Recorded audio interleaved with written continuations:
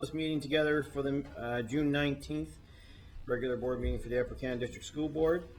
I ask that you all rise and join in the singing of our national anthem.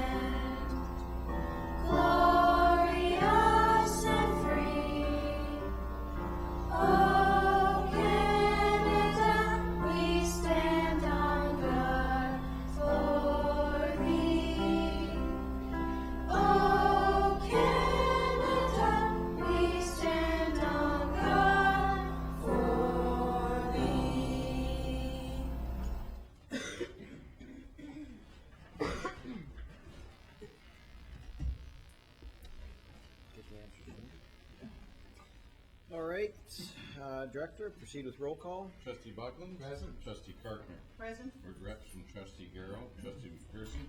Present. Trustee McAllister. Present. Vice Chair McDonald. Present. Vice Chair McMillan. Present. Trustee McRae. Present. Chair Petersma. Present. Trustee Richards. Present. Trustee Swan. Present. Student Trustee Tyler Harbers. Present. Any declarations of conflict of interest? Seeing, oh, sorry. Actually, I'm glad you reminded that because I want to add something. So, I don't think we can do the consent agenda then. Can we? Or can we?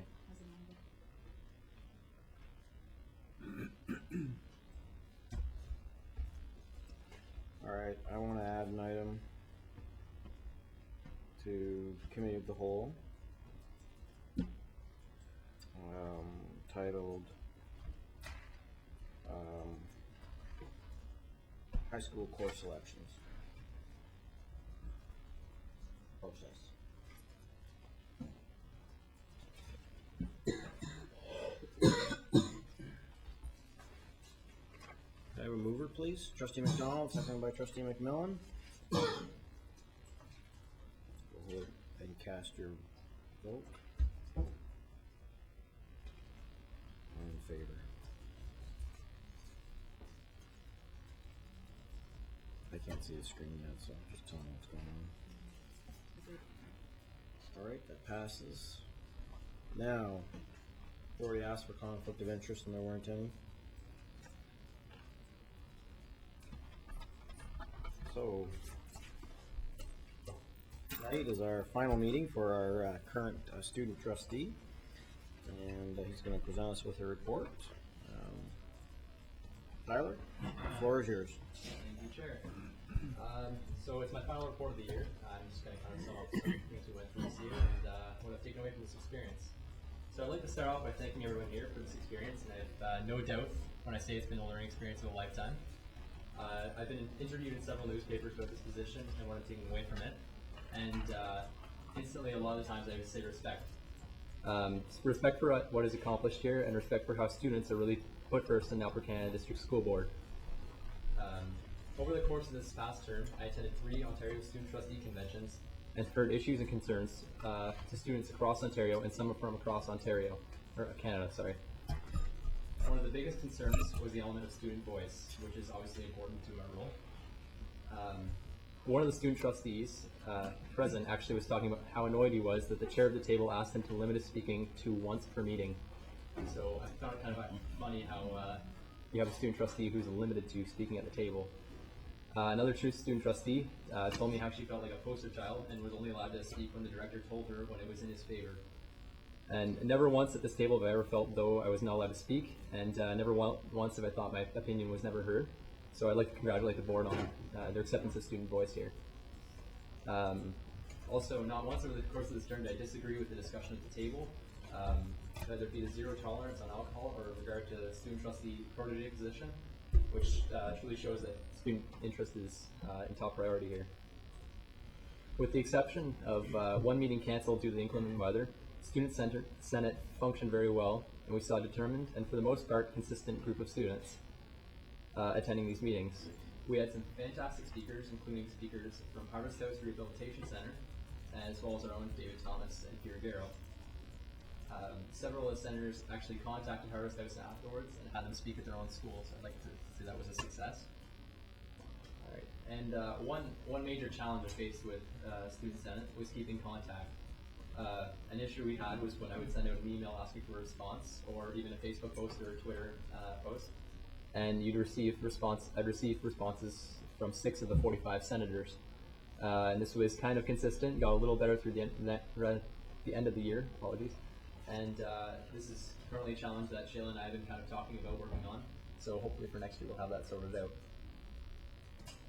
And as you know, the importance of Senate and how it is the only for the main communication between the board and our students and our school board.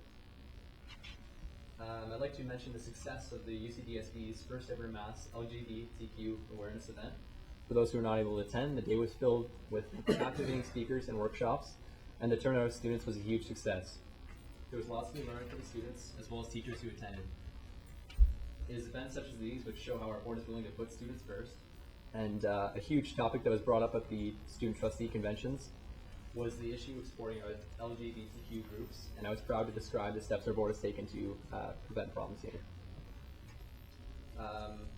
And yeah, more or less to wrap up my final report as student trustee, I'd like to encourage this board to continue putting students first in every aspect and every decision, and to support the future student trustees, Shayla and those afterwards, and congratulate the board on its taking to student voice as their top priority.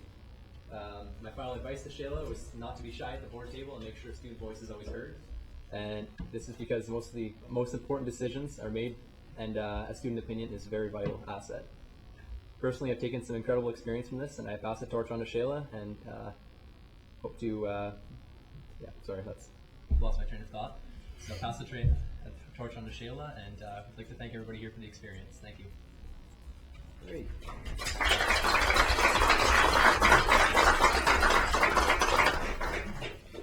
Great. Trustee Harbers, thank you very much. We have a here. And why don't you come up? I'm going to give that to you, and we're going to get a picture.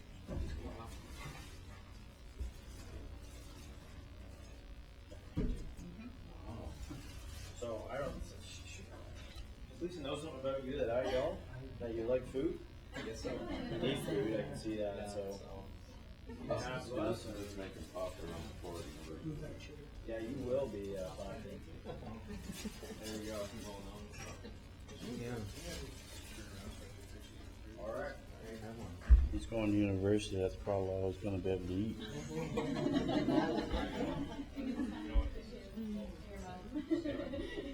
Come on, Mom, come up and get it yourself. That's why Shayla's here. Thank you.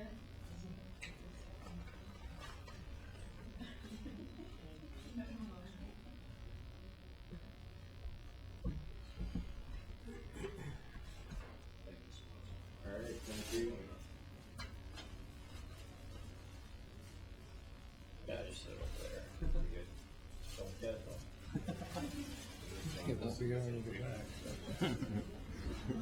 Twins would like that. All right. At this point, I'd also like to introduce our next trustee, as Tyler has mentioned Shayla Cruz from Rothwell Esbrook. Will be joining us next year as our student trustee. Would you please come up, Shayla? Tyler's mom, come up, take a picture too.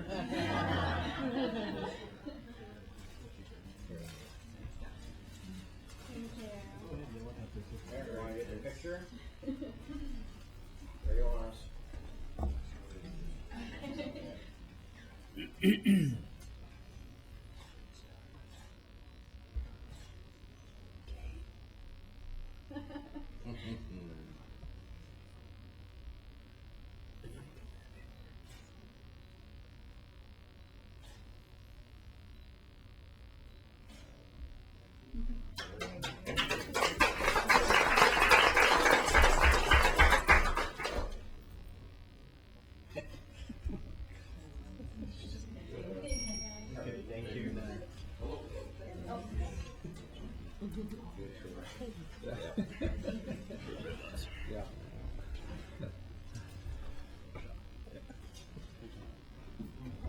Also like to thank the parents for supporting the students. I know that this involves quite a bit of lending of cars, driving, all kinds of things like that. So we appreciate you supporting our student trustees. Without support of parents, it would be very difficult. These roles would be very difficult. And just before I conclude this item, just want to mention that Tyler will be learning how to grow plants in his Bachelor of Science in Agriculture at University of Guelph. Whoa. It's all in good fun. University of Guelph's a great school. Okay, so move on. Now I need a motion to move into Committee of the Whole. Trustee McMillan and Trustee Carpenter. Go ahead and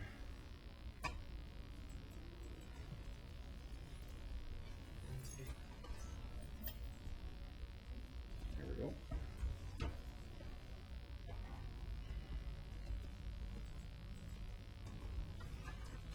Steve McPherson.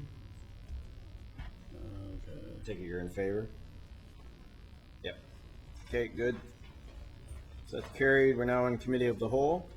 And our first item is an update on the Crew Charter C53, social media in our schools. And ask Director Thomas to introduce our presenter. Presenters. My privilege, Chair, to introduce Kelty Grant and Cindy Peters. Cindy is in our communications department, and she's doing probably quite a unique assignment in Ontario. But she each day monitors thousands of sites and thousands of things that are said about the Upper Canada District School Board. One, so that we have accurate information coming in to make decisions with, and the other one is to be responsive when we're perhaps not hitting the mark or doing the thing that we thought we should be doing. And sometimes actually she's monitoring because perhaps something is incorrect and we can correct it. And she also is a leading charge in educating our office administrators and principals in the issues of social media, and the report tonight is going to tell you about the exciting things that are happening in our board, not only with social media, but how we're trying to effectively communicate with our communities. We've done an extensive sort of audit of what's going on, and I think it's going to be quite interesting what you're going to hear tonight. Turn it over to Cindy and to Kelton. Thank you. I'm here tonight to present the report to board on Charter C53, social media in our schools.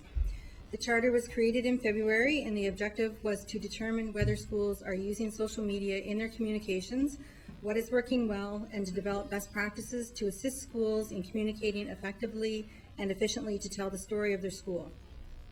The charter was sponsored by Director Thomas, included Kelty Grant, Principal of Iroquois Public School, Patty White, Accountability and Alignment Officer, and myself. And I'd also like to thank Shelley Corleon, the Principal of Russell High School, Terry Davies, Controller of Communications and Relationship Management, and Phil Dawes, Planning and Research Officer, for their assistance with this charter. So to get the information, we interviewed 20 school teams, and we surveyed all principals, vice principals, office administrators, and assistants, as well as teachers.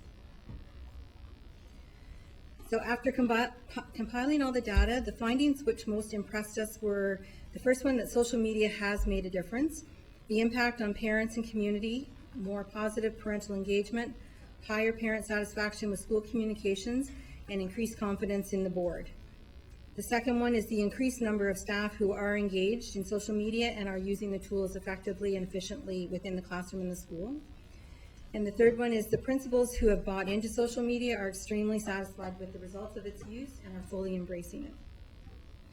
The biggest concern that we observed, the survey indicated a number of staff, primarily secondary teachers, but also principals, office, and other staff, are not embracing these important tools and are resistant to using them. Some staff seem to be almost afraid of social media. I'm going to briefly take you through the report. You've received a copy of it. If you note the quotes throughout the report, they're kind of a summary of the different comments that we got. They're the common themes. So the current state of social media, every school is now using some form of social media in their school.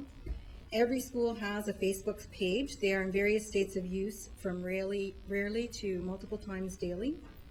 The top 3 tools being used are Facebook, Twitter, and YouTube. And we found there's a range of comfort levels among staff regarding social media, from very comfortable to extremely uncomfortable. There's also varied approaches to the management of the school social media accounts, as in either an individual doing it or a team approach. The best practices that we found, the use of photos and videos, anything celebrating students and their achievements, are very well received by parents and community. The information sharing, the information is immediate and it's current, going out to parents in a quick manner, and the parents appreciate that. It's used for engaging projects, which include the students, parents, staff, and community. It documents classroom learning. It has the option for personalized communication, either through the messaging options or with teachers just simply messaging parents throughout the day to show them individualized work of their children. And staff recognition, by acknowledging the staff responsible for clubs, teams, that kind of thing. It's acknowledging the work to the public, and the principals felt that that was very valuable. The impact and opportunities. Schools have reported an increase in parental awareness of school activities, an increased comfort level with the school, and an increase in parent-child communication outside of school. They have also seen an increase in positive two-way communication and improved school culture and a heightened profile in the community. They are developing more community partnerships through social media. One opportunity for schools is to better learn how to use social media to tell their individual story. And we also found an opportunity to enlist key champions in the families of schools, staff that are innovative and successful, and use them to support other staff within their areas. The barriers and roadblocks, the biggest one was the need for guidelines and procedures. There was a concern over legal implications, so should something be inadvertently posted that shouldn't be, as a photo or a comment. The big concern over privacy, not just for the students, but also for the parents and the staff themselves. There seems to be a lack of understanding of what social media is, and also of the value of social media to the schools. Staff feel that they require training to be more comfortable in using, and they had a concern over the time requirements to maintain or manage either the school page or classroom page. Some principals who are the sole manager of their social media account have a fear of allowing other staff access to posts for a variety of reasons. And in some schools and communities, we do still have internet access issues, which are preventing full use of social media. And the last one is there is a lack of tools to efficiently manage. A lot of staff are using their own personal devices to do photos and social media. So our next steps, guidelines and procedures will be developed. We will share the best practices that we've gathered with the schools. We'll offer training and support as needed. And we will do a follow-up survey in June of 2015 at the end of the next school year to reassess the status. We had a request from Terry Gardner that the social media be folded into the framework document as well. So we've just started talking with Terry about that. And we will develop a structure to assess school social media as part of the school performance audits. So our proposed actions, schools must include social media in their communication goal of their school success plan. There must be a minimum of 2 people with access to manage, monitor school accounts, one of whom is the principal, so that they are aware and knowledgeable of what is being posted, and that communication doesn't end if that one person happens to be away. Guidelines, procedures, best practices, and training resources will be shared with the schools. Training will be provided as required. We'd provide each school office with an iPad to manage their school social media.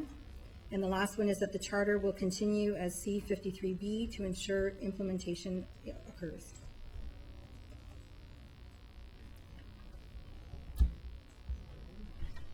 Okay. Trustee McPherson? Through the chair. Maybe you met this issue, or maybe you're going to address it, but we're welcoming the social media into our classroom, so to speak. We're welcoming other people's devices. How do we deal with the fact that we are largely populated by children under the age of 18 who cannot consent to have their pictures taken, and yet we're populating our schools with instant cameras? The reason I bring this up is I've watched board videos where we have blanked out people's faces because the parents do not want those children on the social media. So how do we deal with all of a sudden every kid over 8 years old is carrying an iPhone or an iPod with a camera? How do we deal with that? Or how are we going to develop a protocol? Go ahead. Through you, Chair, the photos that are taken by the school, by school staff, anybody within the school, there is a new consent form that has recently been developed Well, I'm by aware of Hillary. that, but I'm talking about this multitude of devices that are all of a sudden, we've welcomed them. We have bring your own device policy. How do we deal with? So how do you deal with it, Kelty? With the children bringing devices, you mean? Yes. The children's devices, not the adults. Okay. In my school anyhow, we allow the children to bring their devices and use them for educational purposes, so they can look things up on Google Translate and all those things. But the rule in our school is that they aren't allowed to take pictures of each other. So essentially it becomes a policing issue. It hasn't been a big issue for us. The other thing is that in elementary schools, they aren't supposed to be on Facebook, so they aren't posting to anything either. But they're not to be taking pictures at school. So essentially it becomes an enforcement thing. The rule about taking pictures still exists. For the children, because they don't know who's allowed and who isn't. For the teachers, on the back of every classroom door, we have a list of students. There's not very many, but there's a list of students who are not allowed to have their photo taken. So it's a quick at a glance. If I walk into a classroom, I know right away who's not allowed to have their picture taken. So can I just ask though, does that law or does that rule follow on to students? Like, if a student did take a picture of a kid that wasn't supposed to have a picture taken, is there anything we can do about it?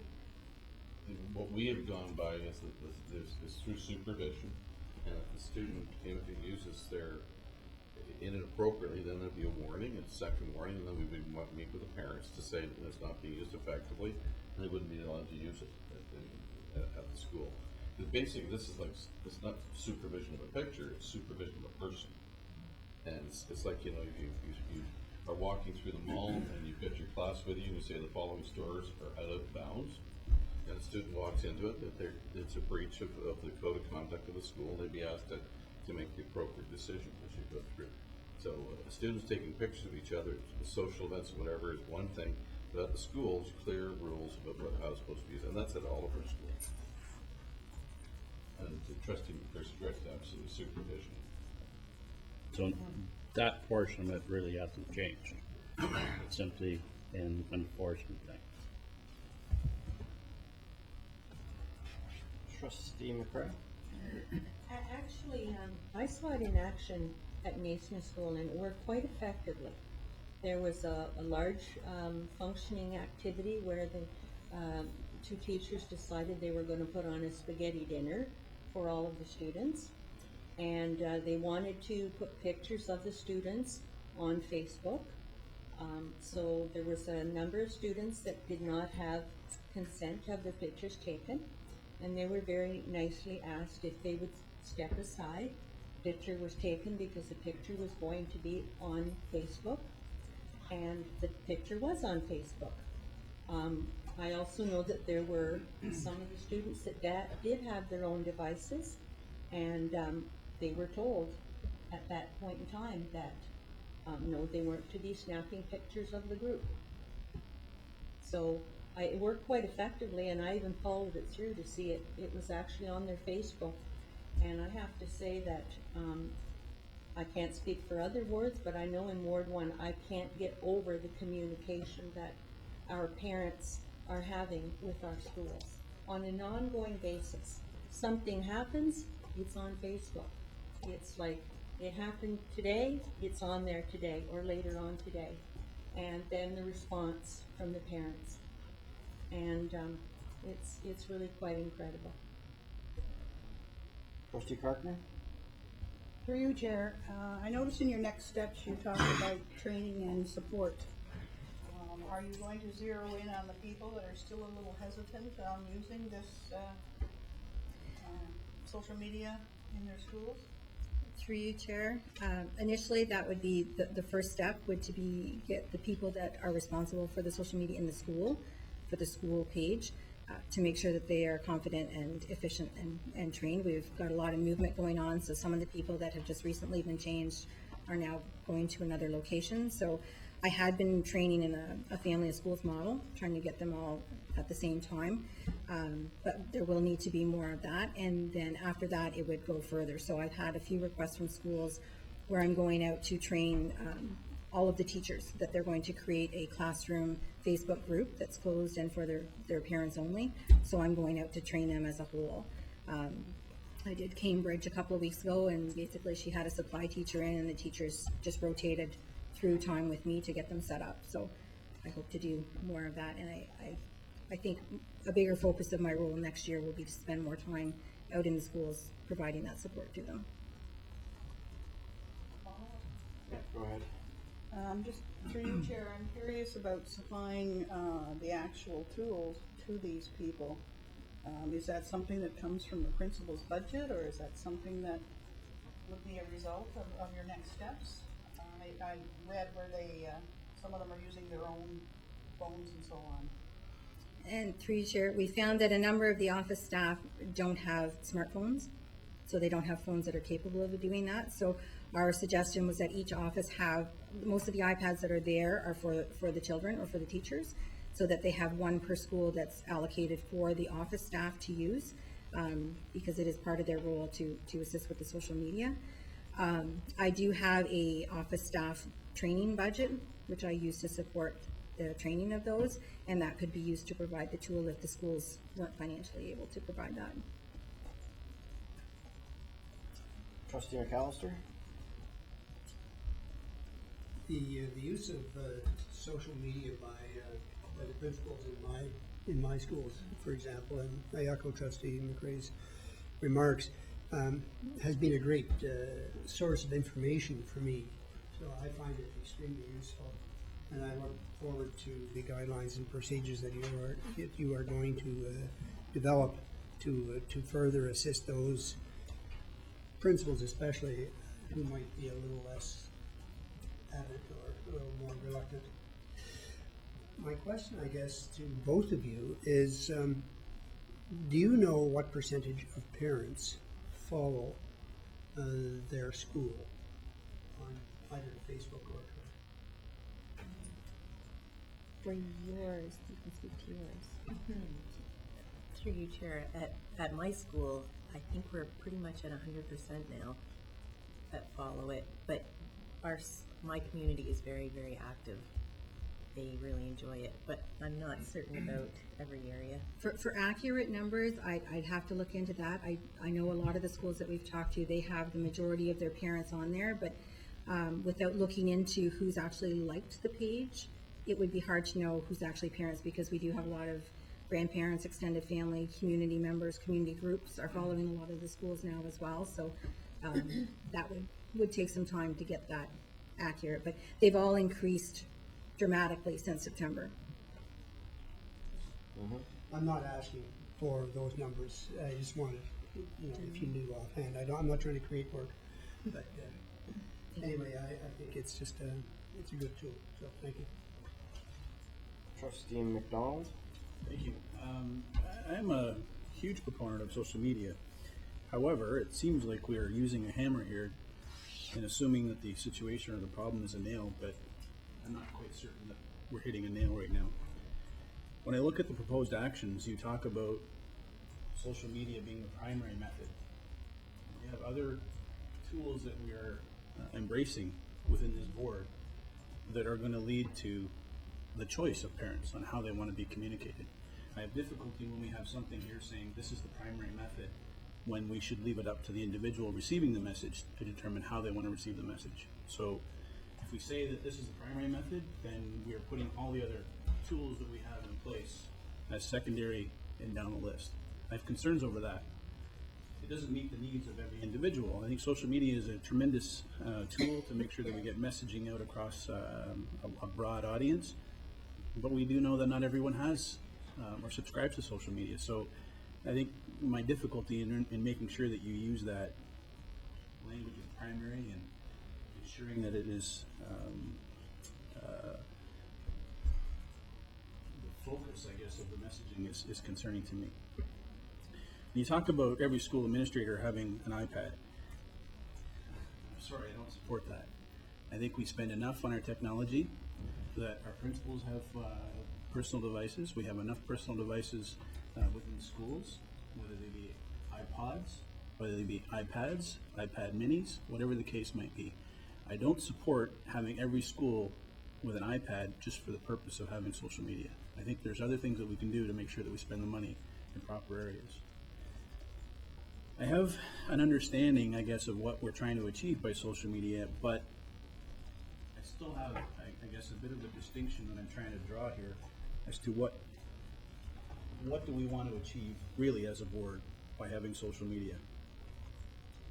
Is the net result just to make sure that we have lots of pictures? Or is the net result to try and ensure that we have more students coming to Upper Canada? Is the net result just spreading information but having no idea whether it's hitting the audience? So how do we measure that? What tools are you using to determine the effectiveness of social media? Okay, so back to the first one, the primary method. We put that in because most of the schools acknowledge that the majority of their parents are using social media. Even the ones that don't have internet access at home can access it at libraries and free Wi-Fi areas, and they don't have to have an account to follow. So that's where we put it, and that's the way the generation that's coming up, they are used to everything being social. So that was our reasoning for that. The second piece, the iPads for the office. We do have lots of technology in our schools, and it's wonderful. But the office administrators, it's been added to their role that they are responsible for managing the social media, and without them having the tools to do it, if they don't have a smartphone or an iPad or an iPod to go out and do it, we're depending on either the principal taking pictures or the teachers taking pictures and emailing them, which clogs up our email. They're taking pictures on cameras, which then have to be downloaded to the computer and uploaded to the social media site. So we're just trying to make it easier. If it's going to be part of their role, I think that we should provide them with the tool. And it's one per office. To me, it's a small price to pay for the office administrator to be able to do their job successfully. The principal's not always in the building.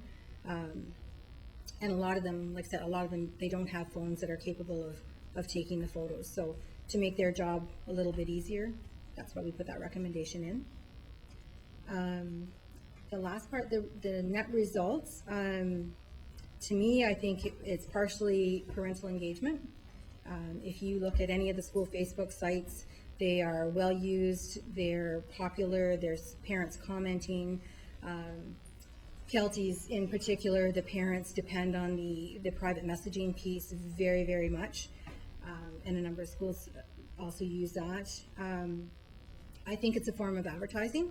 It's promoting our school. If you look at Front of Young, for example, their page is filled with everything that's happening in that school. Videos by the principal, videos by the teacher, videos by the kids, there's photos. To me, if I had a child ready to go to school, I'd be looking at those Facebook pages and saying, there's where I want my child. The kindergarten teachers are doing a phenomenal job with posting to social media, and as part of the new way of teaching the play-based learning and documentation. And I think, to me, that sells the school, that markets the school, it markets the board, it shows we're progressive. Many of the conferences that we've gone to, most of the boards, if they have a Facebook page, they don't allow their schools to have Facebook. So I think that we're very much at the forefront with social media. That's where our parents of today are. Our kids have grown up, that's all they know. They had the internet, they've had social media. So I think the parents that we're aiming to get, they'll be looking at social media. It may not be the only method, but I think to me, you can't look at that and not be engaged and not want to know more about that school. We've got chickens hatching and quails hatching and butterflies, and I mean, there's just all kinds of things that are going on in the schools that are just remarkable, and a lot of the parents and community don't know without seeing those photos. So, I mean, the photos are great, and I think the idea is to get lots of photos up there, but the photos need to be capturing the essence of what's happening in that school, and to me, they are. They really, really are. I can't keep up with them anymore. So the measurement part, we are looking at a company that we just did a little demo with them, it will gather all mentions of the board, any keywords, kind of thing, that it will bring all that into a report. So anytime anything's mentioned, and it will help track all of the social media much better. I used to be able to keep up with it and share what was happening, and now I can't. There's too many good things going on. So we are looking into ways to measure that, and it will provide metrics and data and performance indicators. Trustee McDonald? Just to go back to the Office of Administrator, I think, I appreciate your response, but I have difficulty. Office Administrators have computers. And if we allocate one iPad for the use of social media, I don't think that's an effective use of our dollars. If it means they have to download a photo somewhere else, whatever the case may be, and I'm not sure that the intent of an office administrator is to make sure that they post pictures on a daily basis or an hourly basis. If the tool is to communicate with parents about the school, then I'm not sure a picture does that. If it's a reassurance to show the parents what's happening in a school, then I get the picture use, but use of pictures do not indicate messaging that needs to get through to parents on a regular basis from a broad spectrum. So I want to make sure that we draw a distinction in that. If we look at metrics, your metrics are all about, from what you're saying, if you're going to have someone come in, is about dimensions.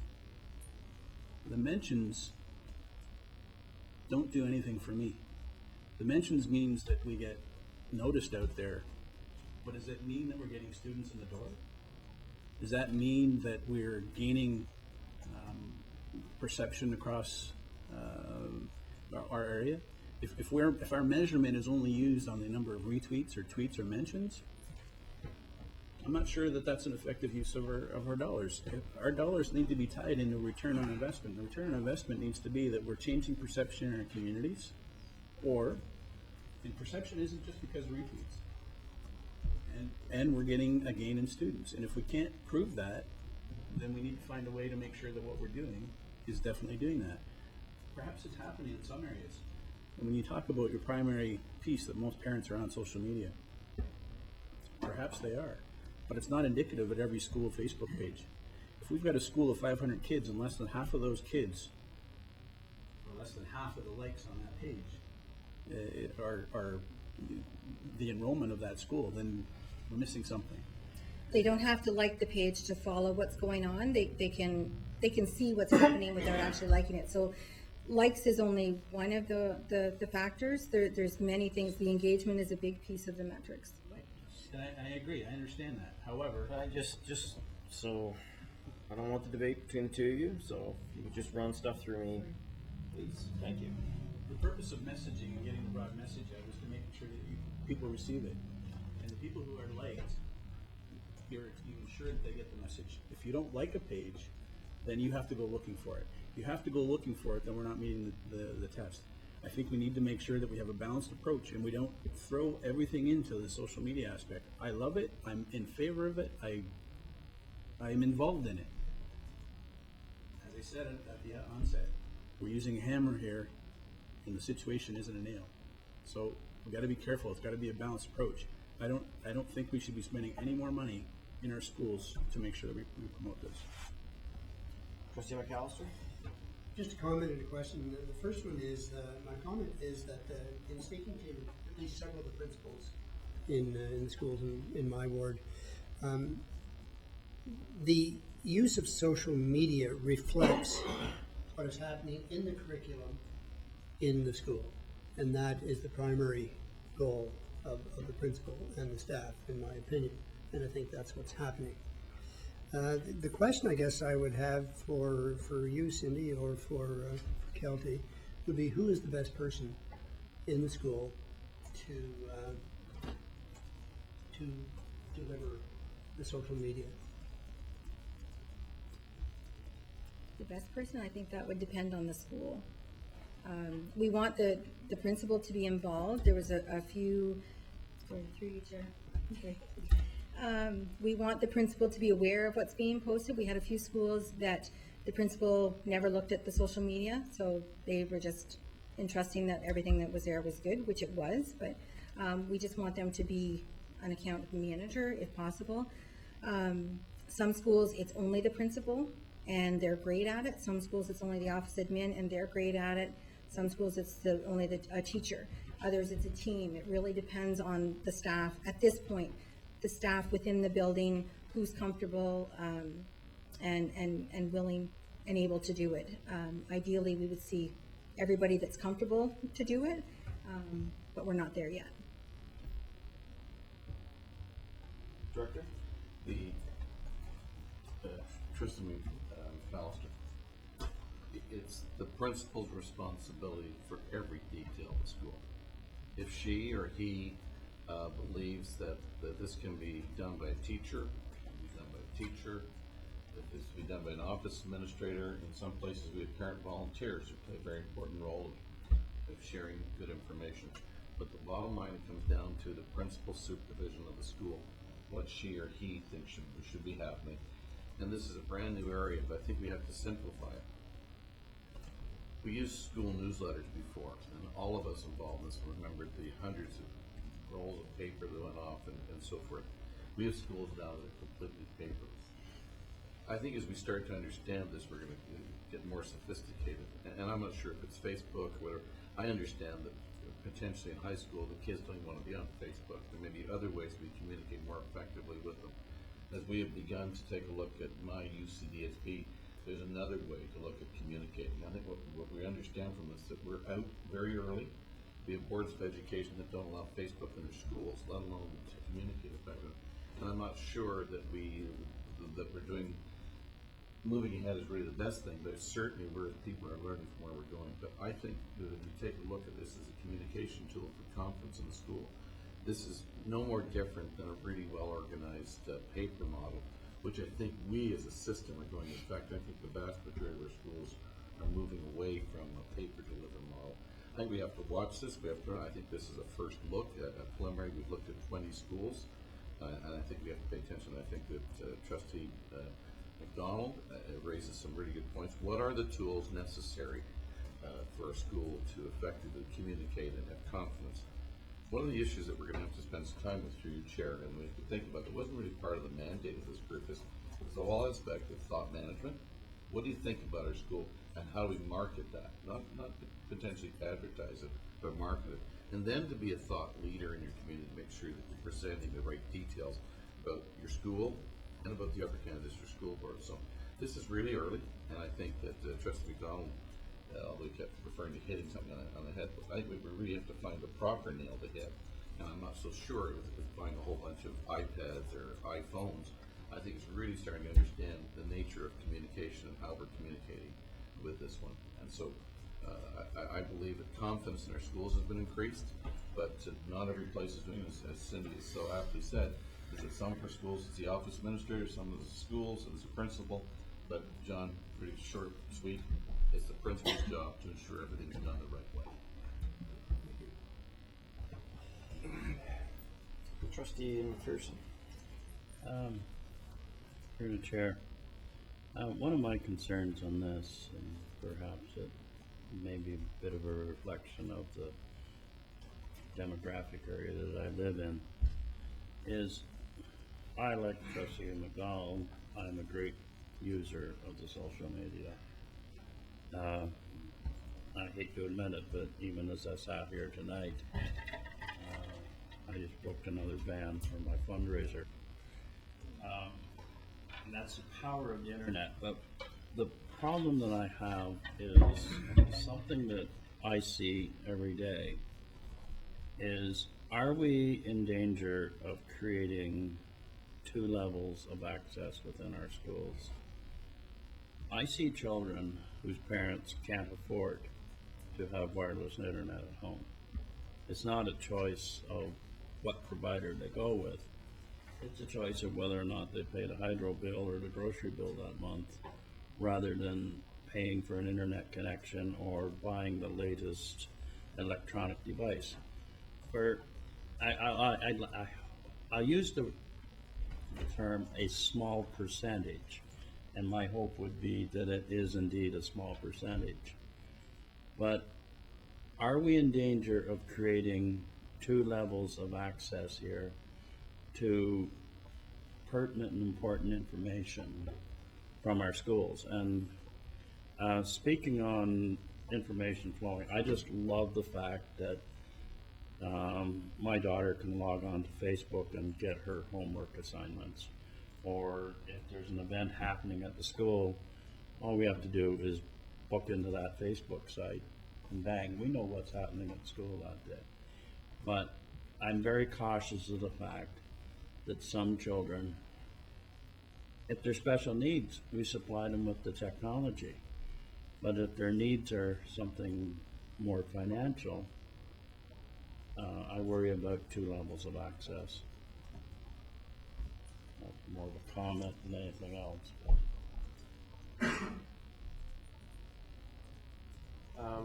Before I go to you, Trustee McDonald, I'd like to ask a little bit more about this, the technology.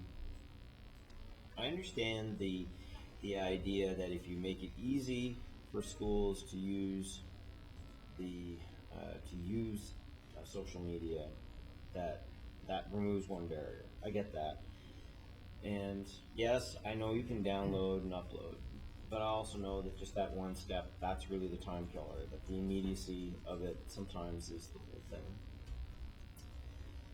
But I've become increasingly more concerned about central office purchases, send out of technology to schools for anything, really.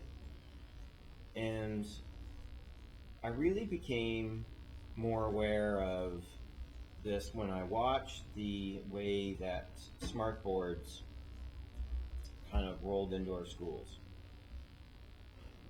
And Trustee McDonald, you probably remember you and I one time had a conversation. Maybe we should put money in the budget and start putting them in. But I think both of us watched how school communities came together, principals made decisions, and over the years, we have, I don't know what the number is, but I rarely go into a classroom anymore where I don't see some sort of device that's capable of doing it. And now I think that probably our newer schools have it just worked in. But at the front end, I remember when there were some that were purchased and put in schools and no one used them. And I got thinking that if the school has to make the decision, if it's actually a decision by the school that takes some money or the teachers or the parent council and allocate it towards the use, that little bit of investment gets them involved, gets them interested in doing the training, gets them interested in understanding it. And I would hope that rather than looking at a central buy, get the boxes, send them out to the school, that our budgets to our schools have enough flexibility that when the school is ready to embark upon this, that they buy the tool or the tools that they need, whether it's an iPad, whether it's just a camera with Wi-Fi access, or whatever it is. I think that would be the approach that I would certainly encourage you to look at. I just don't know that the pickup of technology works that way.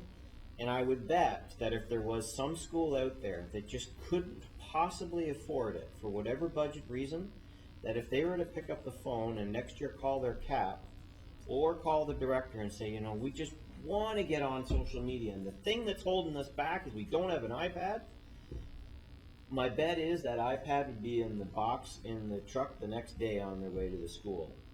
That's the way I think it should work, rather than schools showing up and having it. So I don't know whether you had already thought through and the rollout was going to be different. But I don't know, Trustee McDonald, what you think of that. But I think that would be how we would see the rollout go. You want to add something? I could, certainly. I think, it's interesting your comment, because this is sort of far beyond the days of where everybody got a black box PC on their desk, and the only thing that was different was the size of the monitor, really, right? And there's a much greater diversity of devices and device types that are out there. So what you'll see for us over the course of the next year is we're planning an admin device rollout is actually doing exactly what you're talking about, is not necessarily just handing people money and say buy whatever you want, because I think as a central department where we work together as a system, we still do have an obligation for making sure we help people make decisions so that they're going to be able to get access to the services. And we've been in a spot maybe 10 years ago where, after growing up ad hoc for a while, you found that virtually our entire infrastructure was obsolete all at once, and you couldn't run basic services like email on it. So to a certain extent, our stance as a central department from an IT perspective is to give people more choice, but not necessarily infinite choice, because you can go down some blind alleys from a technical standpoint, right? But the goal really for us that you'll see starting to be reflected next year and then beyond that is, here's how much money we can allocate to your school, and here's what we call it the kind of Call of Duty loadout builder, where you can just go online and pick the combination of devices and tools and things that are going to suit your school, and we'll help you plan for how to refresh those over the course of multiple years. So that's kind of the way we're going, and I totally agree with you. I think the greatest uptake is when people sort of the motivation comes from within for people, and maybe they don't want an iPad, maybe they want an iPod or a camera or some other kind of device that better suits the way they want to work. The other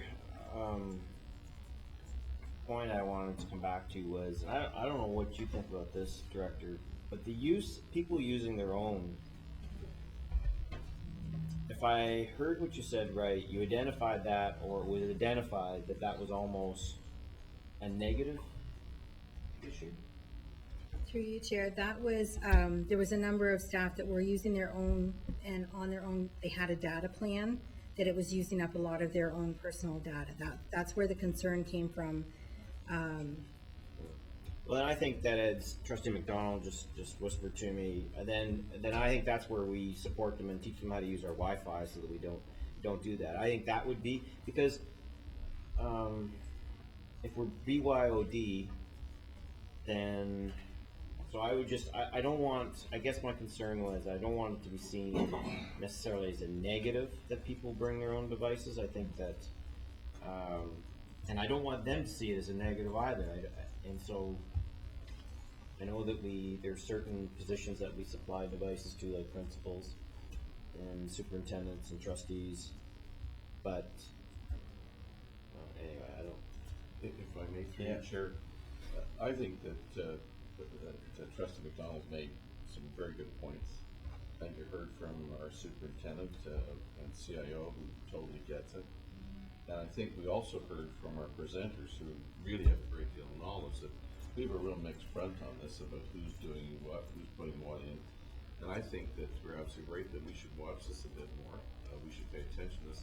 And I hate to think that we're going to create procedure when this is so new. I think we should do some more learning. If I go back to this one, is that Trustee McDonald's right.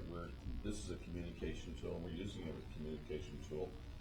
It's proven to be effective, and we've got to understand it more, and who's on it is critical. So, as promising it is, I think we have to watch very closely, and I think it's going to evolve and change.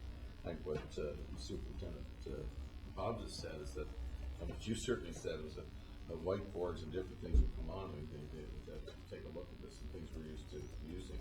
I mean, we're almost now, in some cases, making the photocopier extinct. And what would we have thought of that 20 years ago?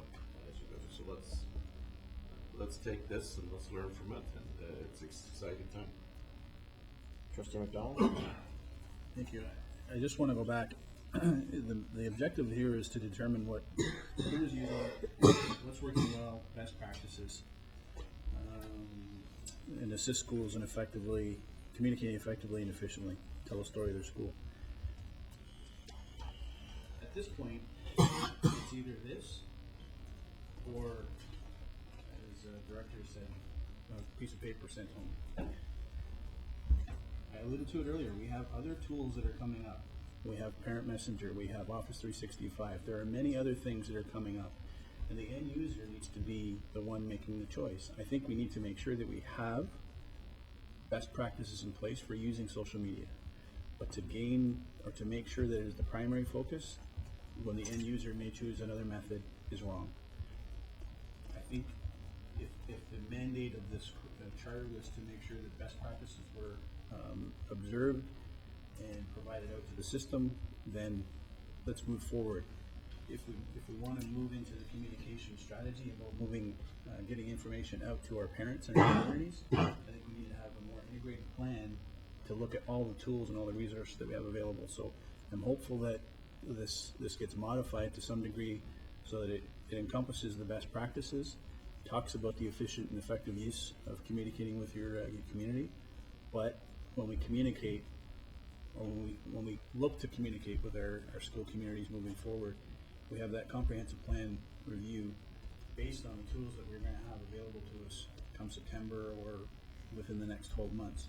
I think those tools will have a distinctive factor in how some parents are going to choose to be communicated with. So if we just stop at this, then I'm not sure that we're doing our best work at this table, considering the work that we've gone into to bring the parent portal, parent messaging system, and Office 365 into the forefront. So, and again,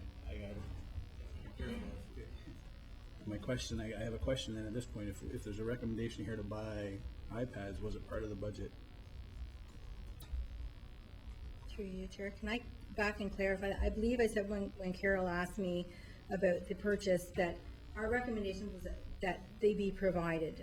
Some of the schools already have them, some don't. Some principals have already bought them. Some were just asking about them. But I said that the budget that I use could support schools that couldn't afford to pay for them.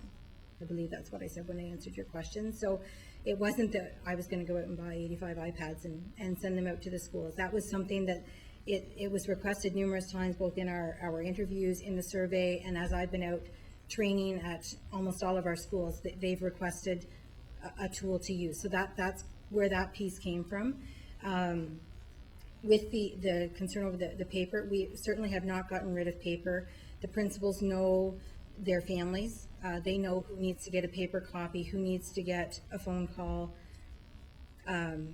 It's very individualized at this point, and a lot of those things that are coming, they're not here right now. So this was more social media now to get out and get started. That's where the schools are at. It's never going to eliminate everything, and it's not going to be the primary method. We have parents that prefer email. We have parents that prefer texting. We have a lot of parents that have free text plans. So there's definitely a combination. Did you ask why? I would assume that you didn't hear from principals that they couldn't afford or didn't have, or could I get an iPad, right? This must have been office administrators that you're hearing that from? Primarily office administrators and principals that just weren't sure what they should provide, like, because they have phones, so it's second nature to those of us that have phones, and they weren't sure how to best provide their office staff with the tools. So really, before you comment, David, I think the real question is, what happened to the communication between the office administrator in those cases and the principal? That should have been a conversation. Some of them have, sorry, through you, Chair, some of them have asked for it and the principals have provided it. But not everybody's confident enough to do that. So we thought if it was kind of a standard thing that, Okay. First of all, to be direct to Trustee McDonald's question, no, we do not have anywhere in the budget where we've set up a budget line to buy office administrators iPads, iPhones, or that particular. I personally believe it's too early for that, and the fact is, you saw this presentation, we have a very jagged front of who's doing what, and I think the most important thing is that that you're hearing from this very early look at this, is that we have put the green light on using this as an effective communication tool, and that's the most important part of this. Where it will go from here, I think, depends on our ability to understand the complexity of it, and as Trustee McDonald said, how people want to receive their information. We have all kinds of different ways. Some are emails, some are Twitter, and as Trustee McDonald has alluded to, we also have emerging software and emerging things that we will probably be asking our parents in emergencies to use. And so this is an important date that we said, get out there and use these things, but also we're gonna have to watch it very good. This is not a comprehensive plan. What we have is basically saying that we're moving in this direction, and we're moving with it. Trustee McPherson? I'm still trying to get wrapped around this fact that you might have a school office that doesn't have an iPad. Every school has iPads. Every school must have access to a group of iPads. Is that not correct? From my knowledge, it probably the odd school that would not. I cannot, from all the schools I've been in, think the school that does not. through you, Chair, most of what we've determined through the interviews and through my training at the schools, the iPads that are there are either designated for the kids' use, so they're being used all day by the kids, or the teachers are using them. The teachers are documenting the learning. There's not, they might have one bank, like for one classroom. It's a lot of the convenience that if the office administrator needs to. Yeah. Okay. My next question is, and this is technological. We're talking about a $400 or $500 iPad here.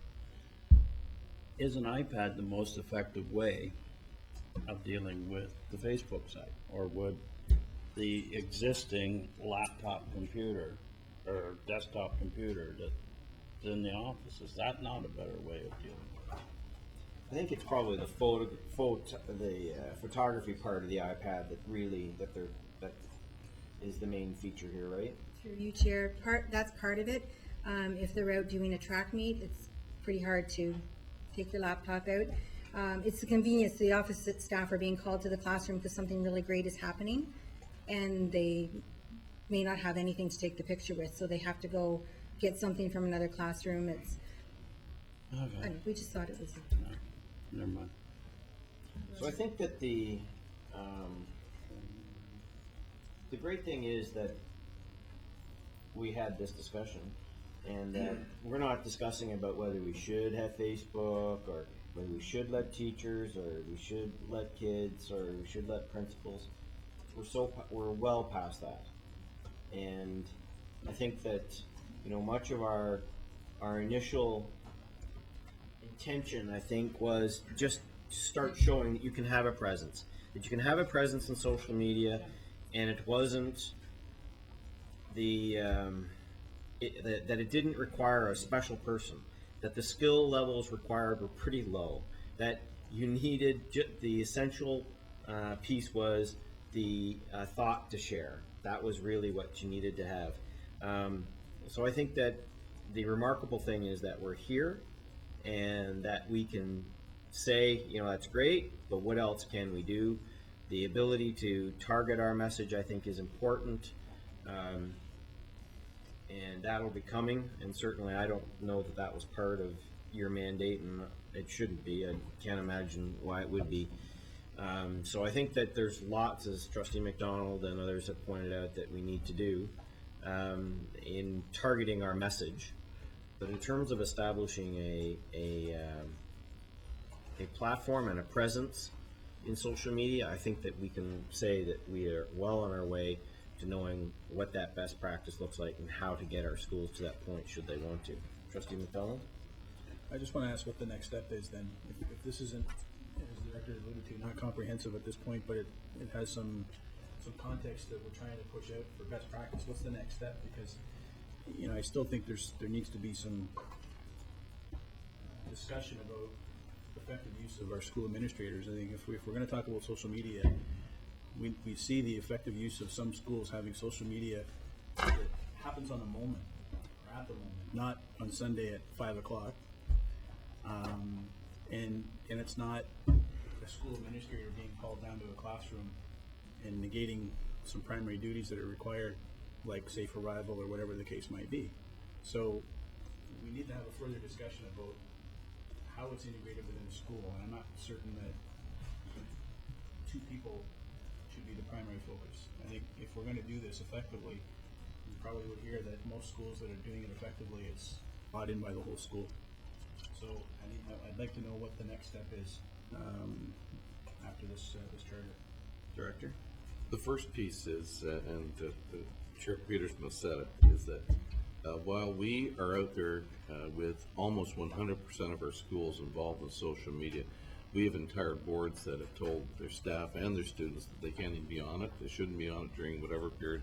And here we are. We have schools like Kelty School, we have Kempville, we have Gananoque Secondary, we have Seaway, that are literally every day sending out tens and dozens of information to their, so what we have to do right now is just learn with it. Plus, as you know, we have some other things coming into play that are going to help us communicate effectively, not only with our parents, but as you've said, in the way they want to be communicated with as you go through. And I think it's early for us to say we've got a prescriptive model, but that you have to do the following. The other issue, quite frankly, for us to take a look at is the issue of poverty. We know perfectly well, one of the things that we have found out by this very research is that we have parents who cannot get emails and so forth because they've exhausted all the different sources and they have money people collecting them left, right, and center because poverty is a tremendous issue. And the final piece is that is the management of our messages. And what do we really want to tell is we manage our thoughts and lead with our thoughts and share with the community. I think what we should be doing is right today, we've served a message to the Board of Trustees that said we should be moving into this particular reform because we have a couple of schools very resistant. Not only do we have resistant to social media, we still have some teachers who don't want the students to bring their own devices to school. And the Board of Trustees is that bring your own device, and why aren't you bringing your device? And so this is part of the growth as we go through. I believe this is something that should come back probably in 6 months to a year with a more comprehensive look at this and to engage in broader questions and more direct questions that we'd be thinking about. So I believe that the first part is that we're talking about it. As the chair said, I think we have to get our heads around those other big issues about how the other things coming online that you referred to, about our new office management programs, how we push information out for emergencies, how we let parents know that there's a critical incident in school. These are all things that we have to start to come to grips with. And I think that quite frankly, it's going to be a real integration of our HR department, an integration of what we're doing with our principals and vice principals, our leaders. And then I think what we have to really understand is how do we want to use this effectively to put our messages out to the right people at the right time in the way they want to get it. So I think we're probably already a year away from answering the details, Trustee McDonald, that you're looking for. Okay, Trustee McCray, and then I'm moving on. So there were a couple of areas I think that we've all kind of agreed upon. The point that Trustee McDonald brought forward is integration. So how do we move forward with integration so that in fact it's not just, you know, the principal and the office admin person taking the responsibility. Integration should involve all parties, but ultimately the principal being responsible. Then I would say another step being the training of those staff so that they feel comfortable with social media and then do buy into integration.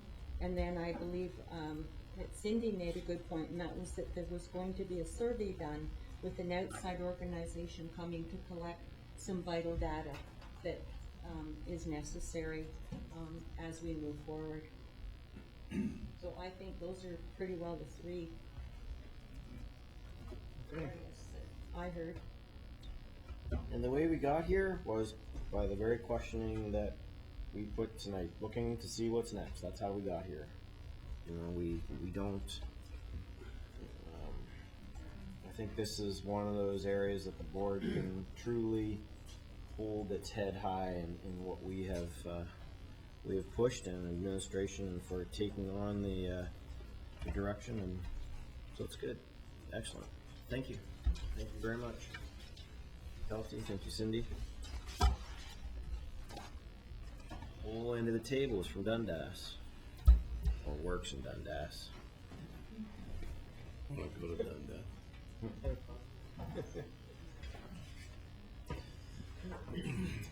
Okay.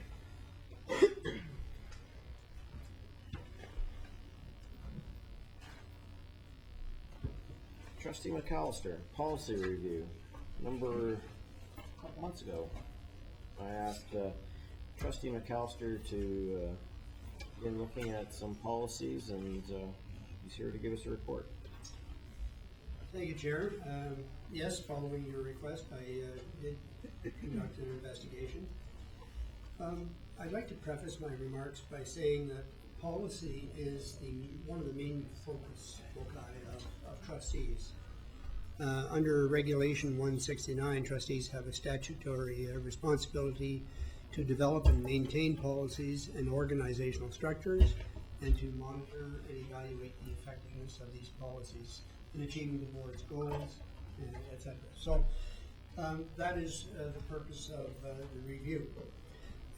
Before I even begin further, I would like to thank Lisa Workman, who helped me collate and gather the information, as well as I want to thank all the policyholders and department managers who responded. And we have something in the order of 80-some policies, I believe, and we looked at each one of them. So the process was that a survey with all the policies was circulated by the director to his staff, and the appropriate staff responded to the appropriate policies. And I want to also make a distinction between the 11 high-risk policies that we forwarded to the audit committee, and which the audit committee has since reported back on. This is a little bit different. Those 11 high-risk policies, and Trustee McDonald can correct me if I'm wrong, the purpose of that was to evaluate and assess the financial and reputational risk of the board, and to see whether, in fact, the policies were being implemented correctly, etc., and with due diligence. So we looked at all of those as well, because some of them might be relevant, some of them might be some might require change. So the chart really just listed the policy number, and asked the question: was the procedure in place, yes or no? If no, was one needed? Because sometimes the procedure is not necessary if it's in the legislation. When the policy was last reviewed, is an annual review required? Who is the policy owner? And comments and recommendations. And I'd like to use policy 301 as an example, rather timely, because we just finished speaking about social media. The person responding to this was Terry Davies from the Communication Department. She indicated that there was no procedure in place, but that one was in progress, which we have heard this evening. The date of the last review was February 22nd, 2012. Is an annual review required? She indicated no. And the comment was no procedure, however the policy should be reviewed. So with that in mind, I looked at all the policies, and we collated the responses. There are 17 that that are in need of some sort of update, review, in order to make them relevant, useful, and more timely. So, Chair, that really is the end of my report, except for a motion, if you would like me to move that motion at this time. I'd like to have a comment and questions first. I'll come Sure. back to that. We're losing people. Comments, questions? Trustee Carton? Through you, Chair, policy 320 talks about school councils. I didn't see anything here about PICs. Is that something that's legislated and we have to follow the guidelines through the Ministry of Education? Yes. Therefore, That, your answer. Director, do you want to answer that? Again? Yes. Okay, thank you. Other questions? Connell, you're back. Go ahead. Trustee McCray? When you have a policy and then, in some situations, trustee, through you, Chair, trustee McAllister mentioned that there is no procedure needed. Is there at least, good, what do we call it, good practices? Or, best practices? Best practices? Are they the same or different, or combined, or, like, what's the difference between? Well, I could give you an example of say, policy 125, which is bullying prevention and intervention. Right. Is there a procedure in place? The answer was no. There is an annual review required, and I suspect the reason there is no procedure in place is because it is mandated by regulation. Exactly. Does that answer your question? Yeah, and some of them have best practices, and some of them have procedures, and some of them are both combined into one. Is that fair to say? I would say so. If you see a best practice for your chair, it would be to support the person who's interpreting the policy. The procedure would say, this is how you're to do it. Yeah, we have procedures, so we write the policy, and then you write the procedure to direct your staff on how to enact the policy, right? That's the, Yeah. And best practice would be an example or of how it could be implemented. A best practice would not be a procedure, but it would be, this is something that was done that could help you deal with this in your school. The procedure is thou shalt, this is what you're doing in your school. Trustee McMillan? Just through you, Chair, and just to the director, would there be reference as a procedure if there's no actual procedure that we note that legislation is to be referred to? Or is that just assumed? I would have to say right now, I don't know. I think I'd have to go into that, and I think that may, out of this conversation, be a good piece to have. I know that Trustee Superintendent Coombs is at a meeting tonight, but the fact is that we have laws that Trustee McAllister referred to that show up in school handbooks and so forth. This is what we have to do and so forth. But I think the idea of being very visible, of saying the law is such, would not be a bad practice. But I don't think so. I don't think you want to restate the law, because that just. To say this is in the law. This is what you're. But it already, is it not though? Like, it already says that on the policy, what the legal is. Through you, Chair. Yeah. In the policy, we have a cross-reference at the top, which will take you to the website. If it's occupational health and safety or the Education Act, we refer that in the policy itself without doing the procedure. Yeah. Just to follow up to that, the only reason I said that is not to repeat the legislation, but not to end up in a situation now we go down the list and say no and no. Well, we say, well, some of them are because of, if it just had a small reference, what legislation You're being talking about called. the form, Yes, right? exactly. Yes, that's what I thought. you were That talking would about. eliminate the wiser and no there. It's just, Okay. But I also think that we shouldn't care. You know, like, honestly, guys, it's not our job. We write policy. We don't write procedure. We don't check it. We don't sign off on it. That's your baby. Yeah. You want to write a procedure in order to make sure the policy is followed? That's your problem. Our responsibility is to say, David, why isn't the policy followed? So I think that we need to be careful that we don't start thinking like it's fine. I don't think it's bad to have that referenced as a column. Yes, there is a procedure just out of interest, but at no point should we ever review it or say that there has to be. I think that that really needs to be left up to the director and his staff. Yeah. I was at a very simple level. I apologize. I thought you wanted to call them on here. That's what I was talking Yeah, about. that's what I thought you were. Yeah, I just think that that's still a slippery slope. I think we need to define. We need to stay focused on what the job is, and that. Well, then just to follow, then that column should not even be there for us, though. Okay, fine. That's fine.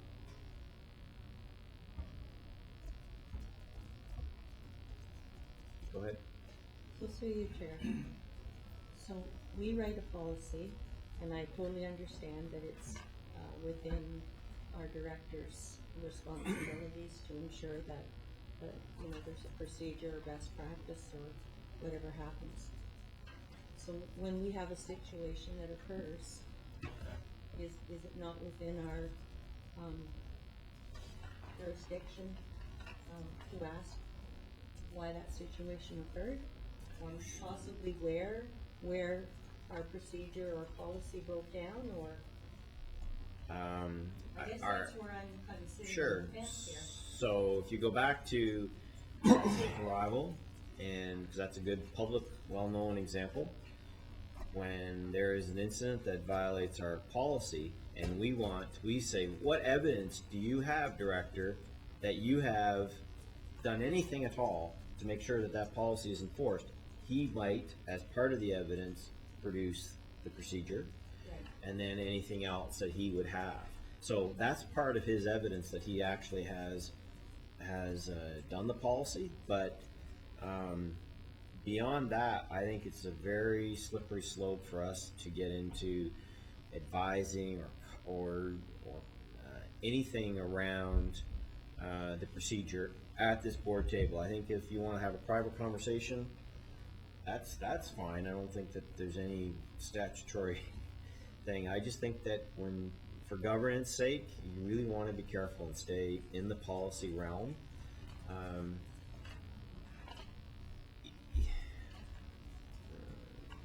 And if we're not getting the procedures, if you read the procedure and you don't like the procedure, then you really need to go back to the policy and say, are we not being clear enough in our policy? That would be where you'd want to go back. But I can't think of any reason why you'd want to be into the procedure. Yeah. And just one additional question, if I may ask. Within all of these policies, do we know the ones that every annually or every 2 years or whatever the cycle is of the various policies? Do we know the ones that we are responsible to review every year? Trustee In McAllister, the Educational Act? Are they you. highlighted, or? Well, one of the questions I asked was, is an annual review required? And the answer was, for the most part, the answer was yes and no, depending on the policy. Okay, so we do.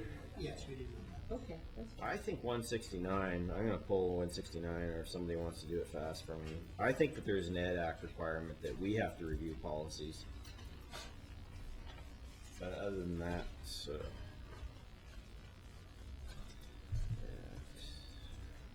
69. Might not be 169.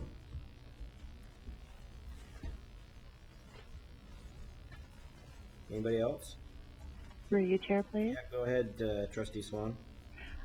I'm just concerned about not having procedures in place for some of the policies, such as student dress code or the alcohol and substance abuse policy, in regards to ensuring that our students are treated fairly throughout the board and that it's consistent. And I'm just wondering, in areas like this, what can we do?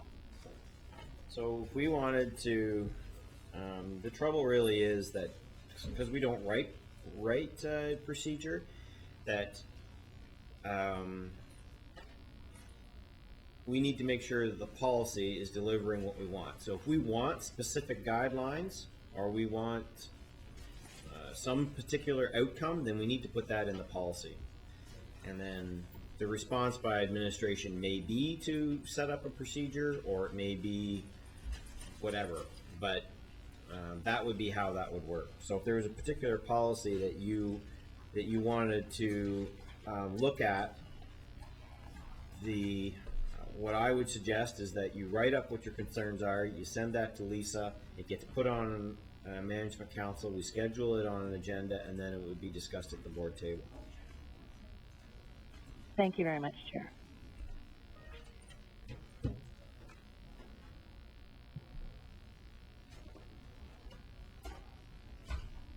So we monitor that and evaluate the effectiveness of the policies developed by the board. Annually review plan. Go ahead, but then there are some that have technical requirements. Right, yeah. And those you asked for, and those are the ones that came back as yes.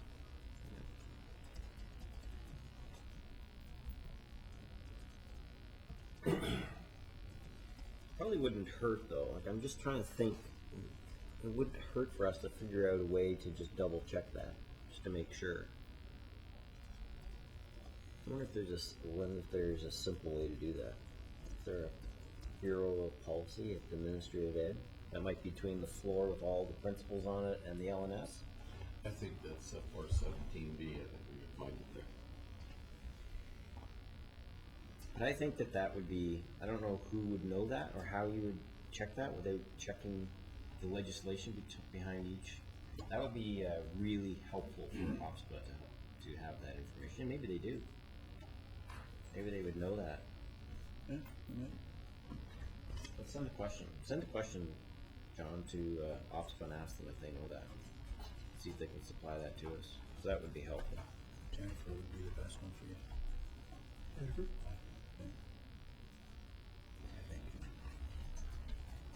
So you've asked for 17, John, to be reviewed. Would you like me That's to, been the recommendation? Yes, would you like me to make the motion, Chair? Sure. The purpose of the motion is just a modest review of these policies to ensure that they are relevant, updated, and useful.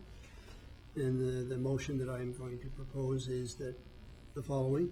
Be it resolved that the director examine and update policies 203, 205, 206, 215, 235, 300, 301, 305, 307, 308, 310, 325, 417, 420, 423, 432, and 454, and to report back to the board for the committee of the whole meeting in October.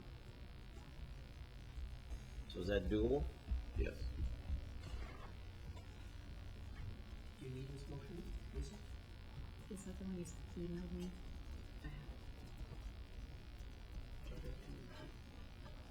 Took a 218, it doesn't exist. I don't know where it came from. Okay, so moved by trustee McAllister, seconded by trustee McDonald, that the committee of the whole recommend the applicant, wait a minute, sorry.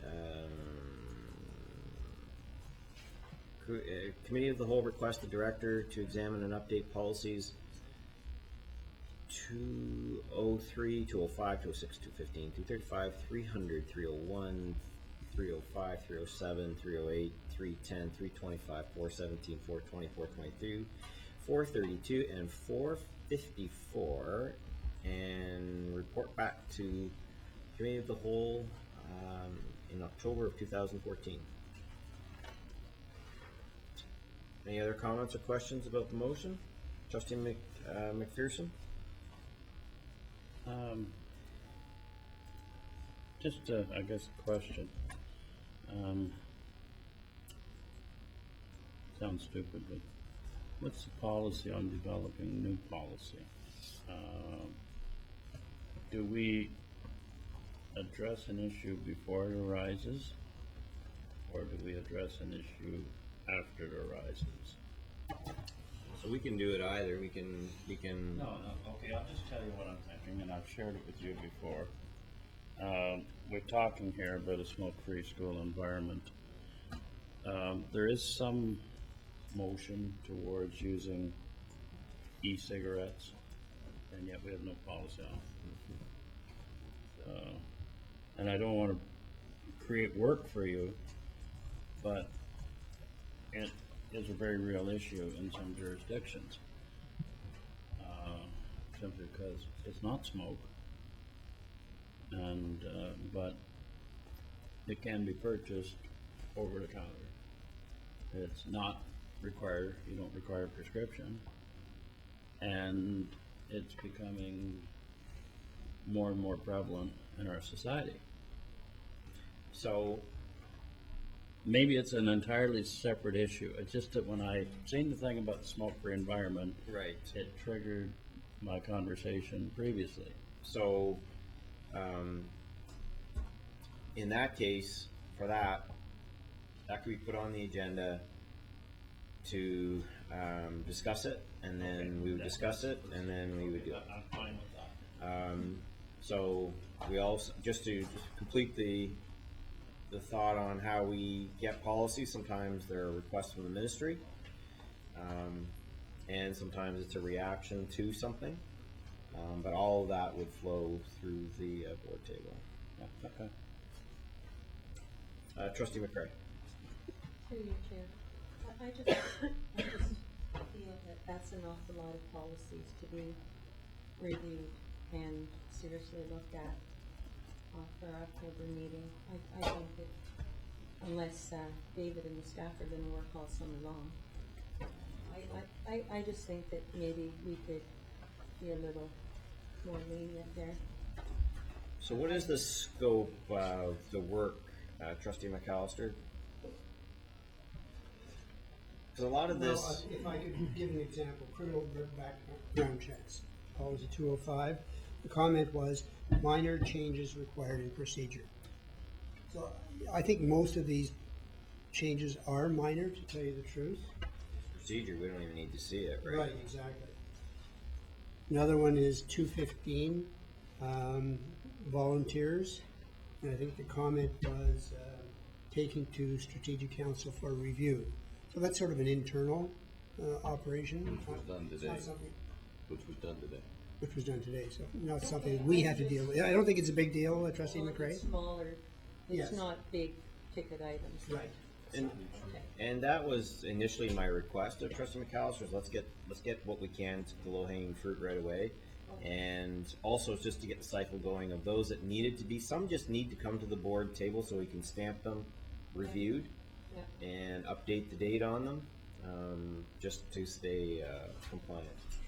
Director? And through you, Chair, if I see something that one of those that demands a more comprehensive, I will come back to you and say, we'd really like to have more time with that. I didn't see that, although we want to take a look, I think if we see one that this is more demanding, I think we're going to come back and say, this will take more review. Some of them that I've looked at, I think, like today's, they are preferred. Need tweaking. Yeah. May not even need tweaking. Okay. Okay, that's fine. I just want to be fair, that's all. Thank you. Okay, all right, so we have a motion, and let's call the question.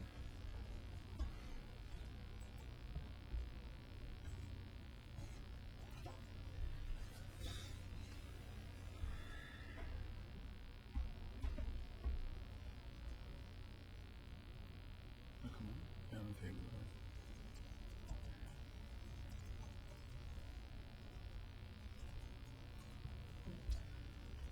All right, everyone's in favor. Thank you. That passes unanimously. Thank you very much, Trustee McAllister. Yes. Okay. Accountability framework and success factors. Do you want to kick this off, or do you want me to kick it off? Or I'll do you do it? Through you, Chair, on, just give the trustees a little bit of background on where we are in terms of Ipsos Reid. We had a meeting with Ipsos Reid on May the 20th with Ruth Davey and Will Daly. And they were the people who were bringing us initially the staff and school or staff and student survey. This was a meeting that was held just prior to the accountability framework meeting, and there was a few of us there, but it became very evident to all of us at this meeting that the focus was not through the lens that we were asking them to conduct it through. So what we did is we had a long discussion and reinforced that the survey was coming from the trustees and therefore was being conducted through a different lens and with a focus on the critical success factors as outlined in the strategic plan in our crew. And so once we got around that discussion and to realize that it was not through the same lens as it would be if it was conducted perhaps by David or the system, this was being conducted by us as trustees, and what we were looking for was slightly different. We were looking at key result indicators, we were looking at evidence on a system-wide level. And so what we did is we talked about that kind of information, realized that we needed to go to the accountability framework and go deeper into that discussion and crew. And so the stage of that right now is they've gone back to the drawing board and they'll be coming to us soon with an updated survey so we can have a look at that to see if that meets our needs and if it's still focusing through the lens that we want it through. There were some other discussions that came up as to when the tentative launching date would be for the survey. And the discussion focused around a date of October 28th, which would be the day after the election. The reason for that was to leave politics out of the survey and have that not part of any of the discussion. However, that date is only tentative. We had promised the unions that we would talk to them as well to get feedback from them, and we have not done that as yet. So that's, we're still looking at a fall rollout, a fall date that'll give Ipsos a little more time to get back to us. However, the one thing, I'm going to pass this over to our chair in a moment, is we've been operating on draft critical success factors. And we had mentioned that at this point in time, we'd come back to the board and talk about moving from draft into permanent state. So can I pass that over to you? Sure. So trustees, you've seen these at the head of our agenda, and we've referred to them throughout the year. And so we've sort of taken the school year to try the critical success factors on, kind of like getting a new leather coat. You want to make sure it fits right, and need a little time to work it in. And so I think that we've all lived with them, and I think they achieve what we want. Had good feedback from everybody that's had a look at them, so I think we're ready to adopt them, and this will give the director time to update his crew documents for August. So I think if there aren't any other questions, we have a motion that the Upper Canada District School Board at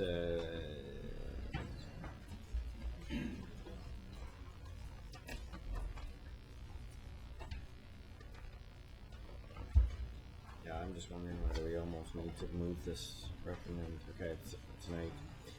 Committee of the whole recommend the Upper Canada District School Board adopt the updated statements for critical success factors as listed in Appendix A of the accountability. Sorry? Oh, it's in here. Okay, sorry. Of Appendix A. I'll move that. Moved by Trustee McMillan, seconded by Trustee Karkner. Any comments or questions?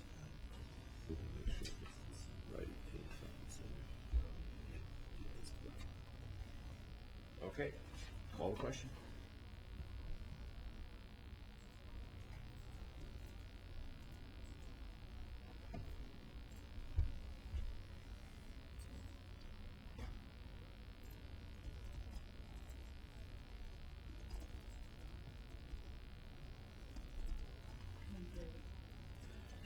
Okay, that passes unanimously. Thank you. Do you have any other comments? Nope. Tonight? No. We will be, did you mention, I don't think you mentioned anything about development of a presentation layer.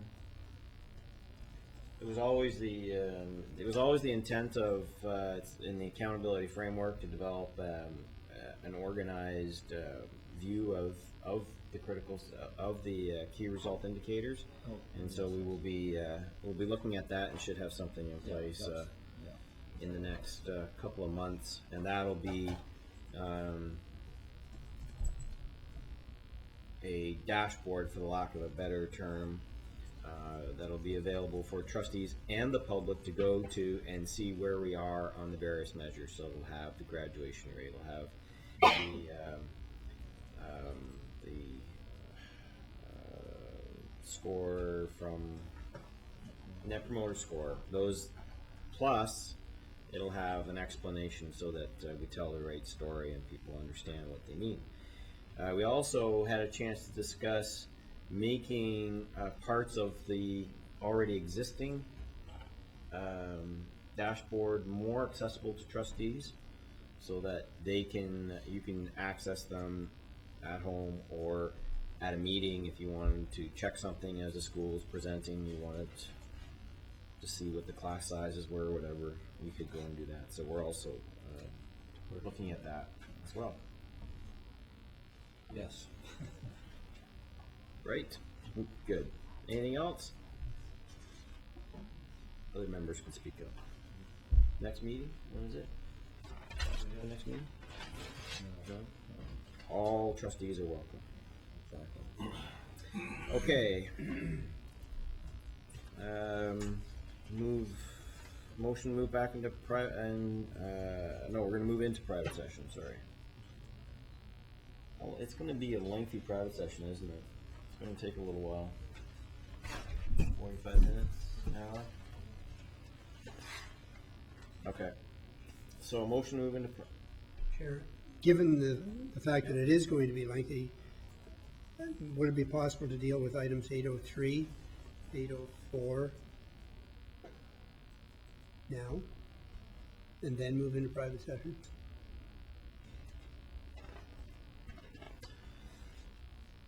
it's not gonna cause a problem for you, we'd have to go out of committee of the whole, into full board, and then we'll go back into committee of the whole.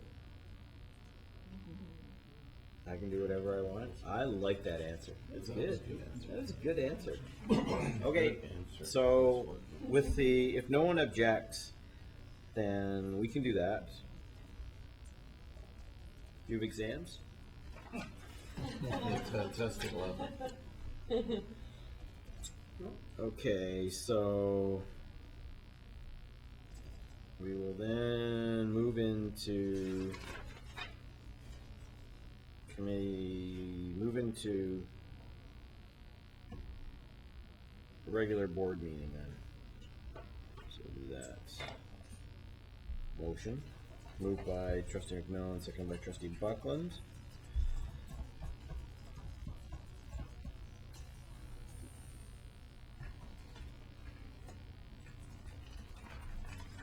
Yeah, I just want to jump to 701, eh? No?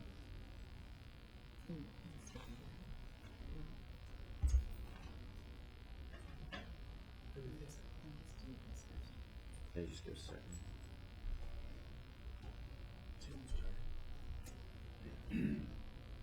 Easy.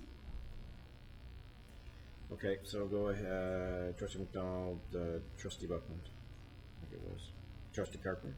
What did I second it? Okay. Oh, I don't know. All right. Okay, the question should come up now.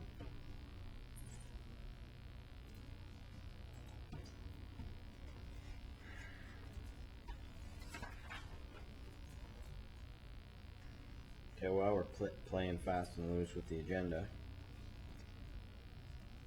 you want to sneak in that motion on the critical success factors? Sure. All right. So the first item we'll do then is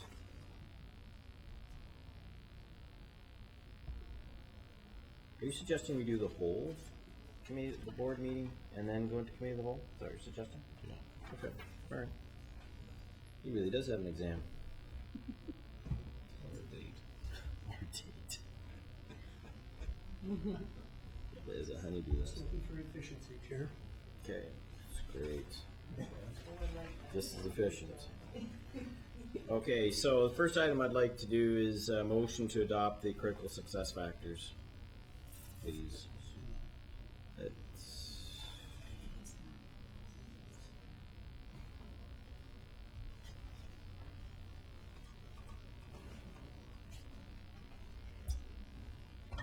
Okay, can I have a mover? Trustee McMillan, trustee Carpenter? Okay, so we're just officially now adopting the critical success factors.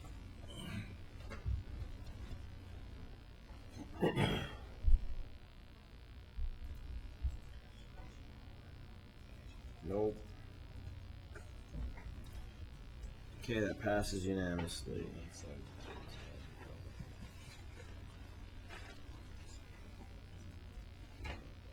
Yep. Okay. Sure.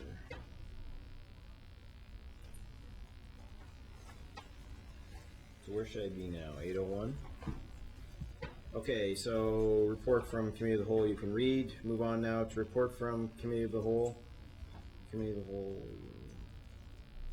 June 4th. You can read that. There were 3 presentations. There are some motions coming forward from the June 11th. And they are with regards to the budget. So the first motion, that we approve the annual projected operating expenses. Do I have a mover? Trustee McDonald, seconded by trustee Buckland.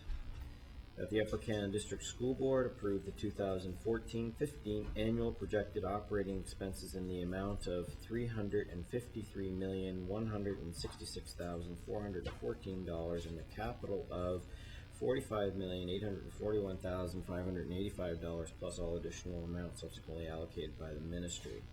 Any comments or questions? Okay, call the question.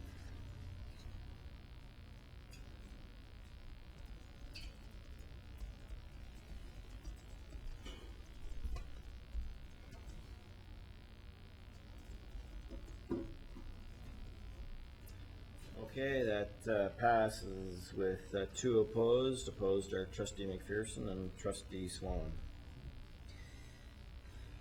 All right, move on to the second motion with regards to the transfers of the internally appropriated surplus. Trustee McDonald, seconded by trustee Carpenter. That the Upper Canada District School Board authorize all transfers to and from the internally appropriated accumulated surplus as presented in Appendix G at the Committee of the Whole, June 11, 2014. Any comments or questions?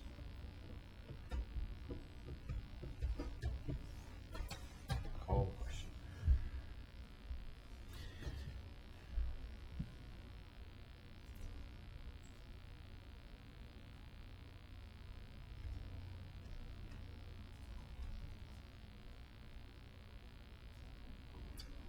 Okay, that passes with 1 opposed. Trustee McPherson. Do you want to add a motion here, trustee McAllister? Yes. I'm just wondering where it is. I think you wanted to introduce a motion with regarding asking administration to look into Yes. yeah, no, we want to change that. So motion to ask the administration to develop a suitable accumulated surplus for the board to maintain and a plan to achieve it. Correct. You read my mind perfectly.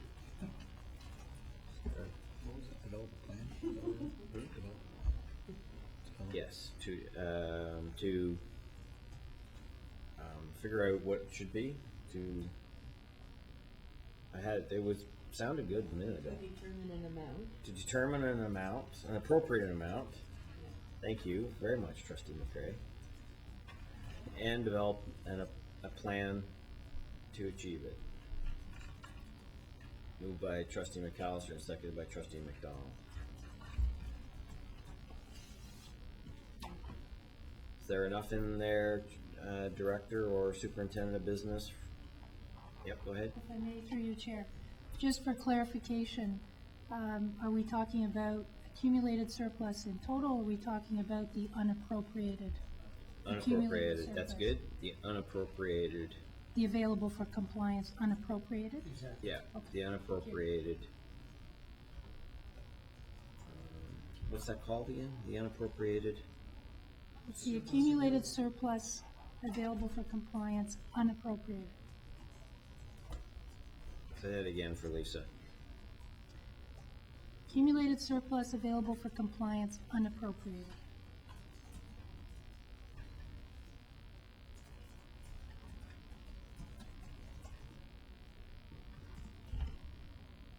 Okay. Any comments or questions? Moved by trustee McAllister and seconded by McDonald. All right. Call the question.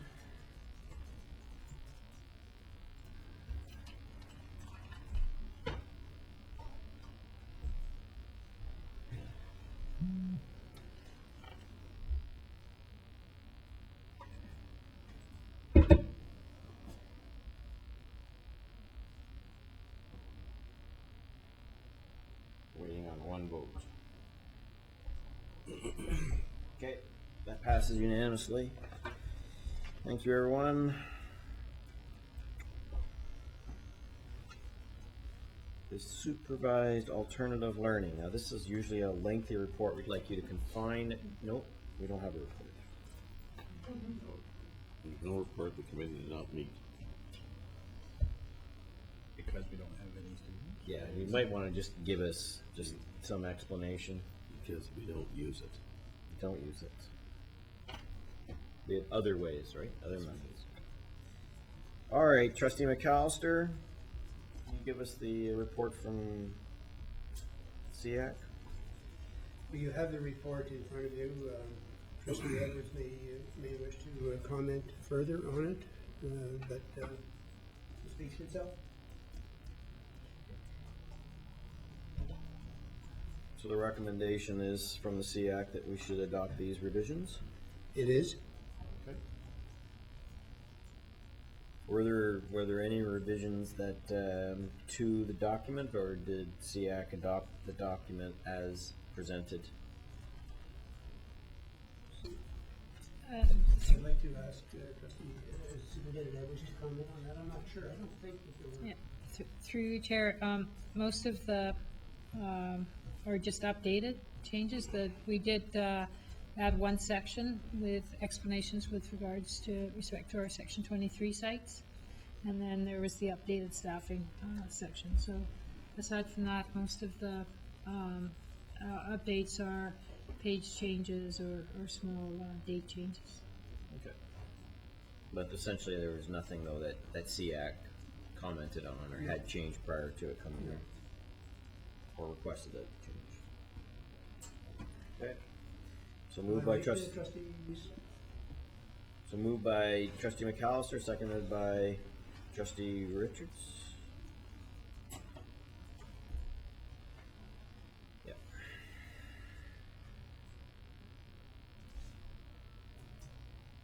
Well, I guess I should read the full motion. That the Upper Canada District School Board approve revisions to the 2014 Special Education Plan.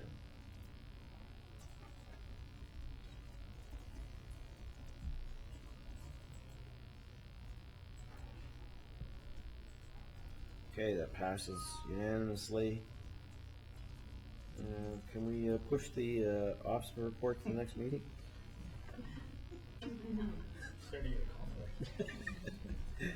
Floor is yours, finally. Floor is yours.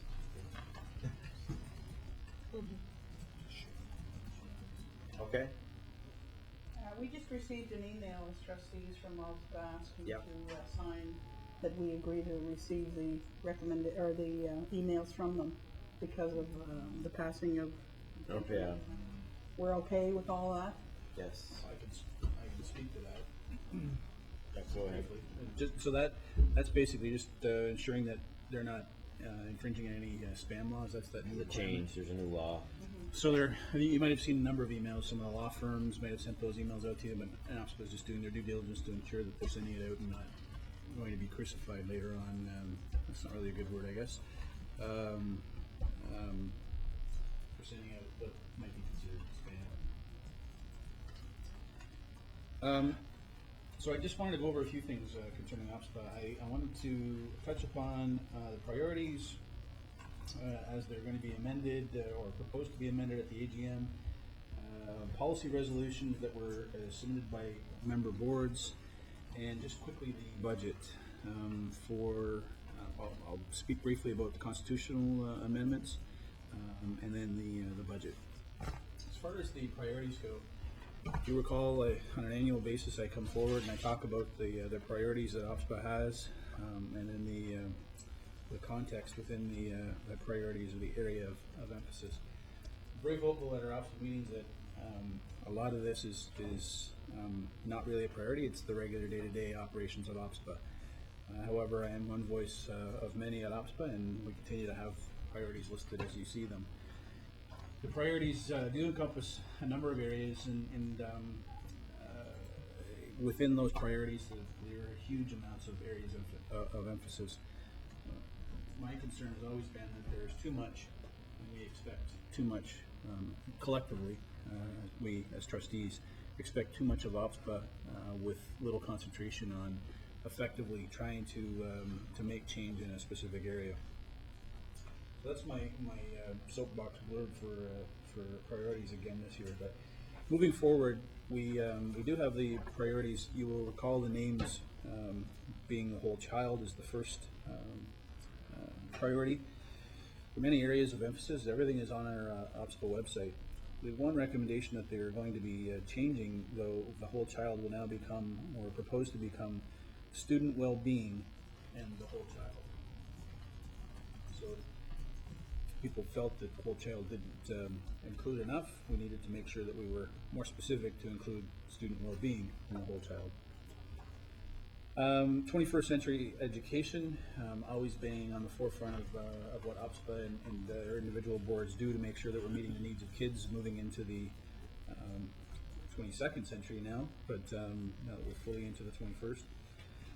That priority will be recommended to be changed to new generation education. So rather than emphasizing on something that is 14 or 15 years old, moving forward into the new generation education, it's a little bit more encompassing, deals with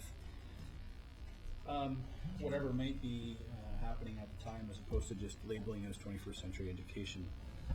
21st century education is still very prominent, though, as a moniker, and deals with the 4 C's. But this will certainly encompass more than just the 21st century education. The next one of our priorities is trustees building leadership capacity. Not really many changes to this. There are the few recommendations that they do have associated to this are more within the area of emphasis. Talking about promoting the role of trustee as a policymaker, provide supports for newly elected trustees because it is an election year. Emphasize the role of First Nation trustee with regard to effective implementation of education services, tuition agreements. Hence the role of regional vice presidents as OPSPA ambassadors to the boards in their region. Explore the role of OPSPA staff in supporting trustee advocacy through providing advice and resources. Explore the issues of representation of Aboriginal students in urban environments. So those just become embedded within the area of emphasis after the AGM.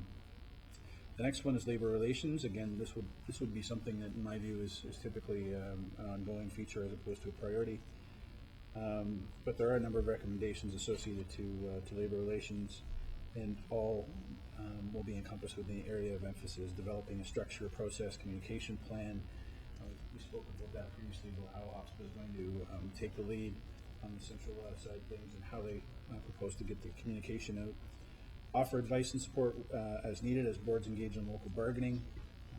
Again, I spoke about that previously, how they're going to do that. Establish a structure, process, resources to manage grievances and arbitrations resulting from implementation.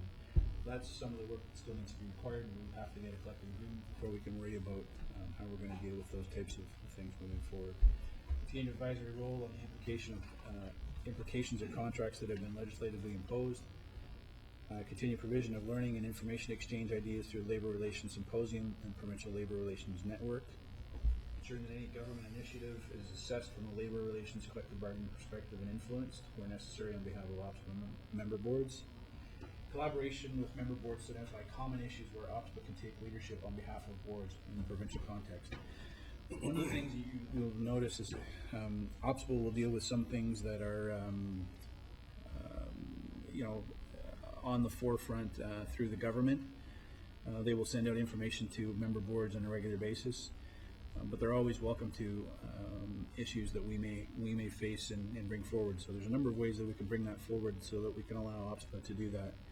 We can bring it forward through the policy and program work teams that we have. We can bring it through the board of directors. And those pieces are very effective in making sure that it moves up through into the board of directors and becomes something that staff work on as they engage in their different stakeholders in the government. Education funding is another priority. Again, a few areas of emphasis that are changing or being added. Exploration of comprehensive overview of education funding formula and the impact of approach in recent years to making piecemeal changes. I think that was from Director David Thomas. Monitor an ongoing rollout of full-day kindergarten in terms of costs of capital needs. Advocate for flexibility in the capital funding. Again, I don't think we can be too critical of the government. I think they've been fairly good to us on some of our capital needs and have been flexible when we make the business case. So it is moving forward as a recommendation for the area of emphasis, but I'm not sure that we feel the pressures that maybe some other boards are feeling. I'd also explore the implications of the proposed new federal First Nations Control of First Nation Education Act. I think that's evolving in a different format. And contribute to anticipated discussions arising from the implementations of the ministries achieving excellence, a renewal for vision for education. You recall this is probably about a year old, maybe a little bit older. The ministry came out with this vision document about what education looked like. They conducted surveys, they provided that paper, and just making sure that we continue to be on the forefront and have some discussion with the ministry when they look to implement some of that. So these are proposed areas of emphasis that we're going to be putting forward. In some cases, they may be already there, but they're just being augmented a little bit. That's a reaffirmation of the multi-year priorities. OPSPA is getting a little bit better at understanding that it is not all going to get accomplished in 1 year. It's my hope that as we move forward over the next year that we can attempt to find a way for administration to advise the board of directors so that we can advise then our individual boards as to the areas that they believe they can certainly affect change within a given year. There may be opportunities to pull things in and out, or push things in, push things out, pull things in. But when you talk about the level of priorities that we have in the area of emphasis, it's very difficult to try and achieve everything. We're trying to be all things to all people with a very tight budget, and to try and make sure that you cover every aspect is unrealistic expectation of the staff. So even if we did have these emphases, we need to have a plan from administration as to how they're going to move forward. And what we need to get back from administration is to say that this is something that may be a 3 or 5 year plan, and this is something that can be accomplished within 6 months. And then we can start to get those reports on an annual basis to see how effective they were on their goals for that given year. So I hope to push that agenda forward in the new year. That's not part of the AGM. That'll be part of the board of director discussion in the fall. So those are the area of emphasis and priorities that are be moving forward at the AGM for modification. I don't have any particular issues with them. There's slight changes and in some cases enhancing a little bit more to be a little bit more broad and all-encompassing in some areas. Before I go into the other things, Chair, I don't know if you want to just see if there's any discussions on this, and then I can move to the other, or try to do the whole thing. The way you want to. Want to do it separate up? It's probably a good idea. Yeah. So if there's any questions or comments on the priorities, I'd be happy to take those. If not, I'll move into the policy resolutions. Trustees? Through you, Chair. Yeah, go ahead, Trustee Sloan. Second Vice Chair McDonald. I just had a quick question. It's been brought up before. Are they doing anything about other boards that aren't members of OPSPA but still benefiting from the initiatives that OPSPA puts forward? Trustee McDonald. Yeah, so I'm not sure when it was, we did speak about a particular board that didn't have membership dues paid. Those membership dues have been paid. And there are, as a result of this election, I believe there will be legislation that will make it mandatory for boards to be members of OPSPA. That will be tied into the bargaining piece, but you can't choose to be part of bargaining only. You're part of the association. So the legislative requirements we anticipate will come forward, perhaps not when the House resumes, but potentially in the fall. And membership dues are due now for the upcoming year, and we'll have I'll be able to report back on that in the fall at the first board of directors meeting. Thank you.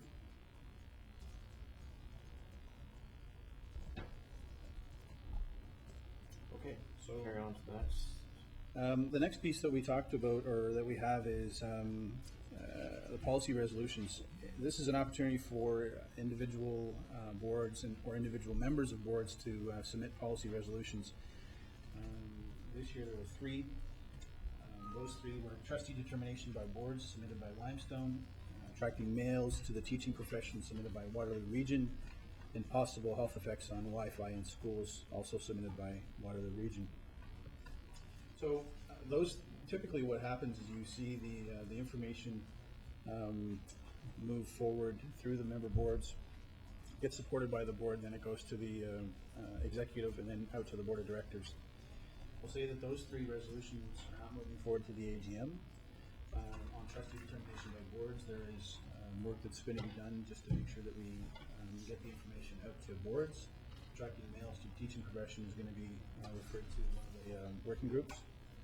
And then the possible health effect on Wi-Fi in schools was not recommended by the board of directors.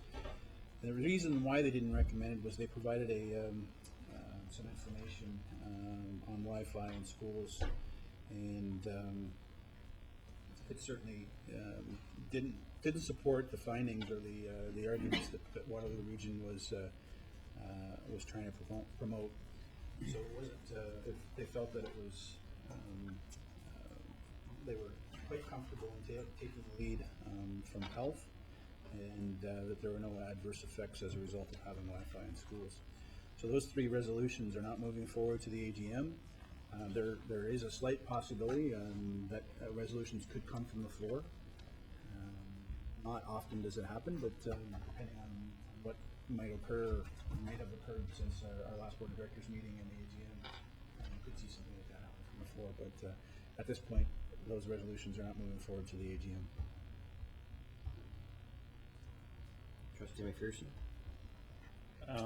Given that membership will become mandatory, if I heard you right, would it not be a more useful process, instead of forwarding the money to the board, to in turn have to forward it to OPSPA, given that we have no choice about joining?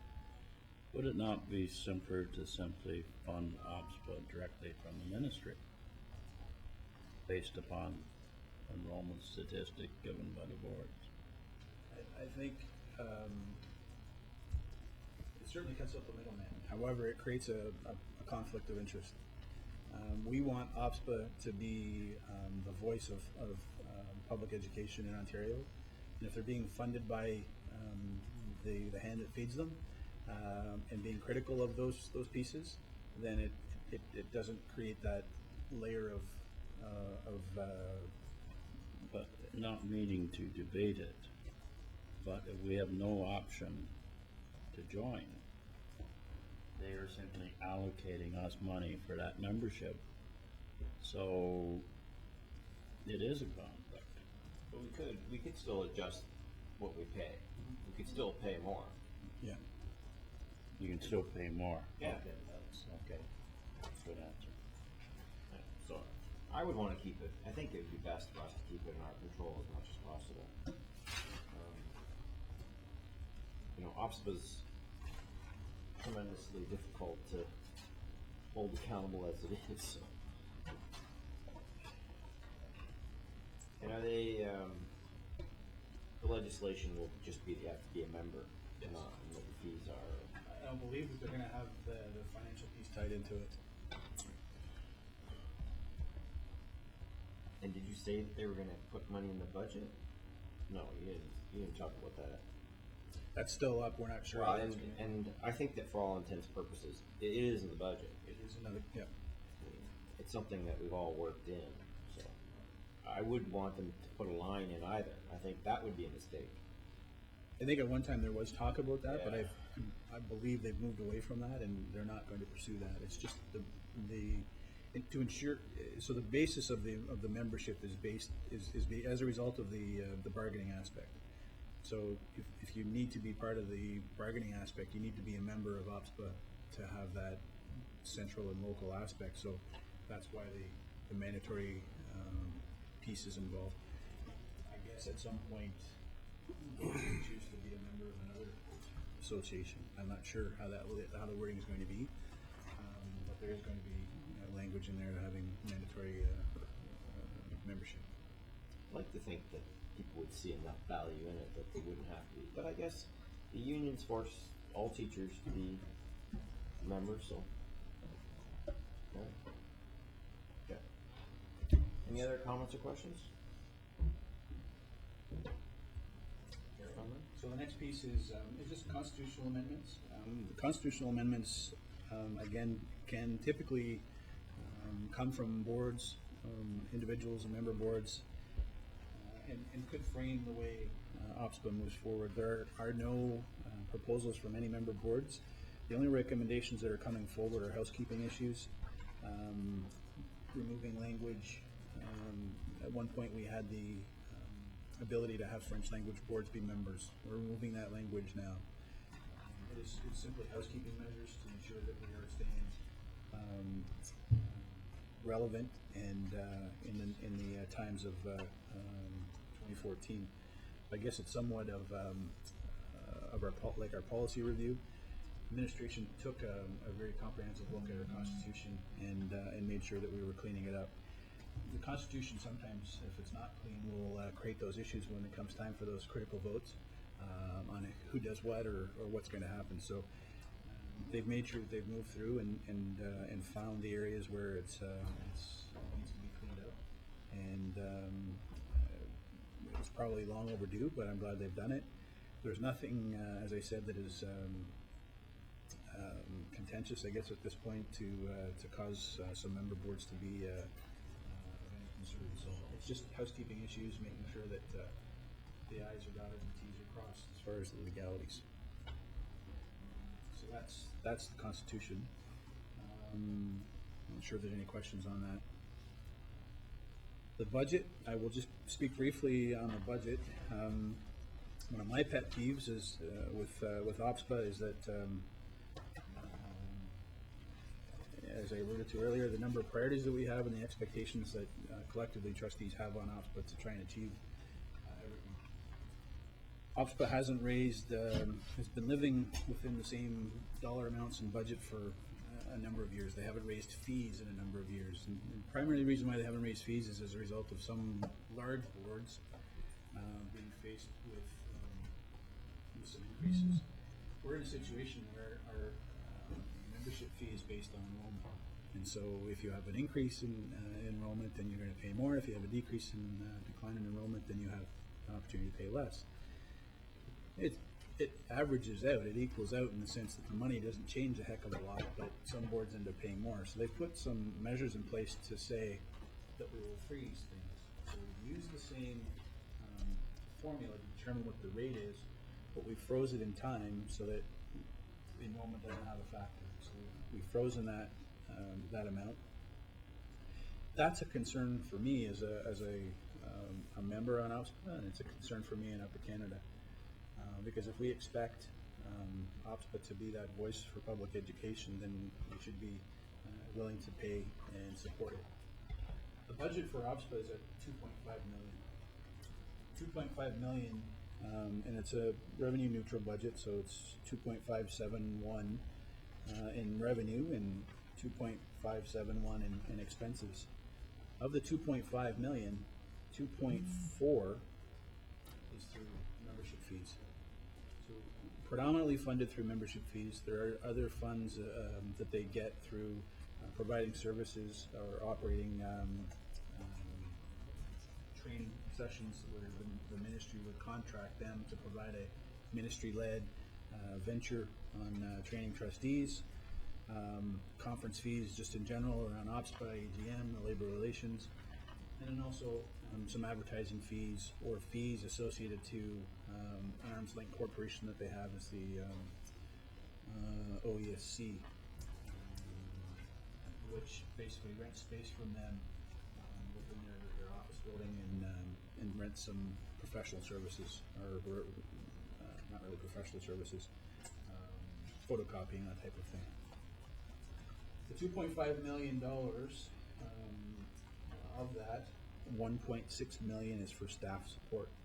So you see a lot of the money that we're spending does go to staff. There are $1.3 million spent just on salaries and contract consultants. OPSPA doesn't have a lot of full-time employees. We have a lot of contract consultants. You'll hear the names like Judith Nyman and different people. Those are all consultants that work a number of days per week based on what's required of them. And then they'll be subsidized as well for some of the things that we might do as a result of different conferences that we may have. So if they play a lead role in something like mental health, perhaps, there might be some additional funds associated to that. So as I said, the staff primarily at OPSPA is very small. We haven't added to the complement. And that's the way Gail, the executive director, has maintained the budget by having more staff or resources available, but using the contract method to be able to do that. So paying them based on certain specific requirements over a period of time, and having them available for board of directors meetings or conferences. As I said, 2.4 million comes from membership fees. Again, that's currently frozen at this point. There won't be any adjustments made as a result of that. But again, I do stand up at the meetings. I don't stand, actually, I sit, but I make it very clear that we don't pay enough for the services that we expect of OPSPA. And until we have the large boards willing to pay their fair share, and quite honestly, those are the ones that are most critical of OPSPA, we're going to be in the situation that we're in. If you only give them so much money to work with and expect certain results, you're going to get what you pay for. So I hope that they move forward on that. I will continue to bring that forward to OPSPA as we discuss it at each board of directors meeting and at the budget in the spring when we review that. That's the OPSPA budget for 2014-2015. Any comments, questions? Trustee McCray? Through you, Chair. So, Trustee McDonald, does OSPA have a strategic plan? No. Well, we have the key works of OPSPA. We have the priorities of OPSPA, but it's not a strategic plan. We have a mission vision, but we don't have a strategic plan. The reason I ask is because it seems to me some of these reports that you've given,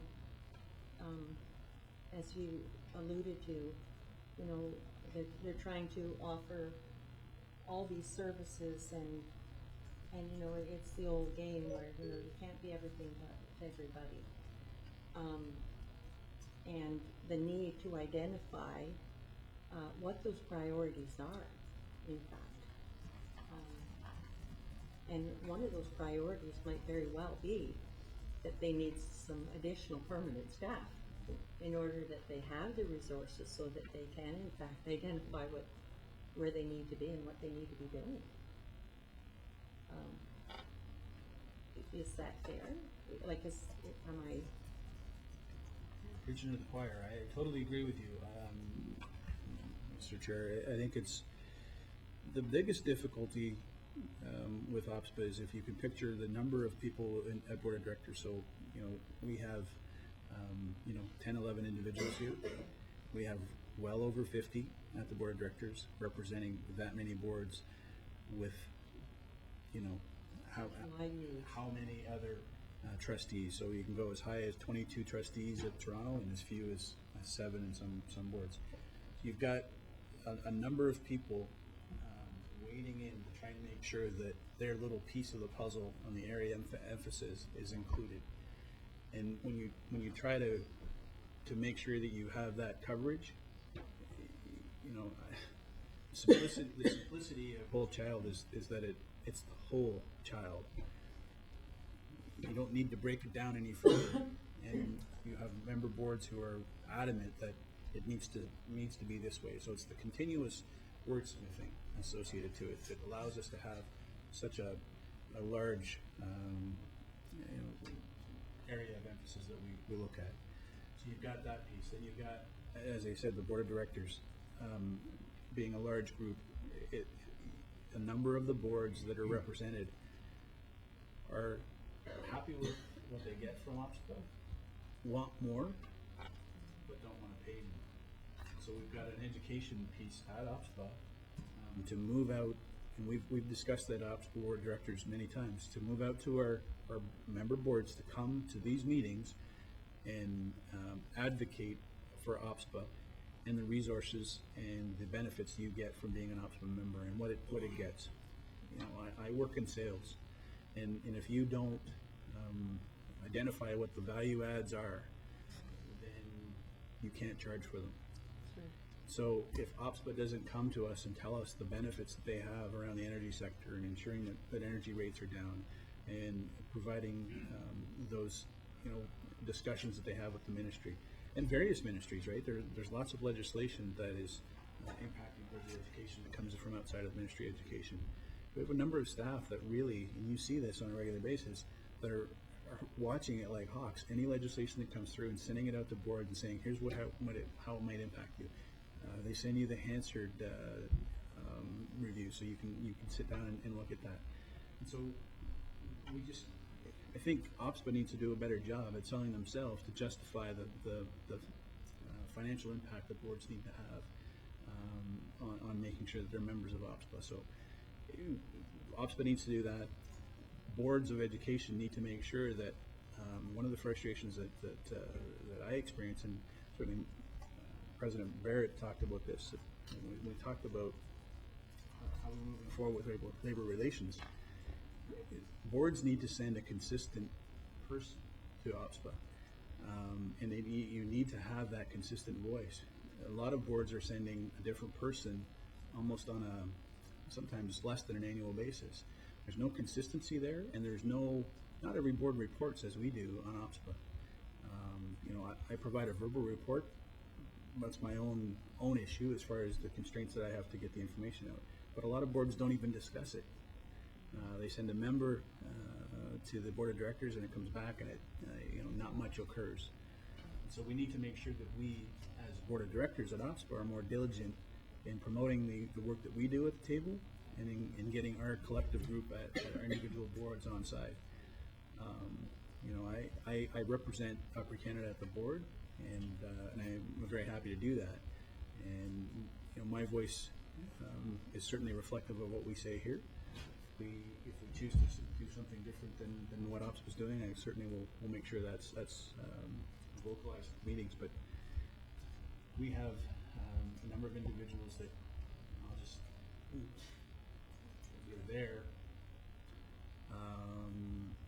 and I think you could probably count the minutes that they're present at the meeting on both hands. So there's not a lot of value getting back to member boards. So we need to be a little more rigorous and hold ourselves accountable to the board of directors to make sure that we're doing a good, effective job back at our member boards. It's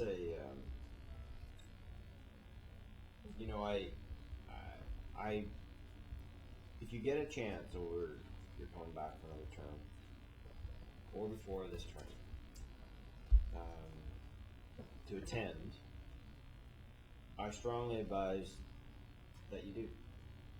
Because it is, you can't possibly understand what David and Art are faced with. And I was a past director, so I know full well of what goes on at these meetings. There are trustees there that have one issue. It's all. It's the only thing they care about. They don't care that maybe they're on the wrong side of the issue, that the overwhelming data has demonstrated that was an idea that may have had validity 40 years ago, no longer does. There will be people there that will say one thing in one meeting, next meeting, same type of issue, say complete opposite. There are, I've seen it where they've said one thing there, and so then you go back and you ask their chair, I'm surprised your board takes that position.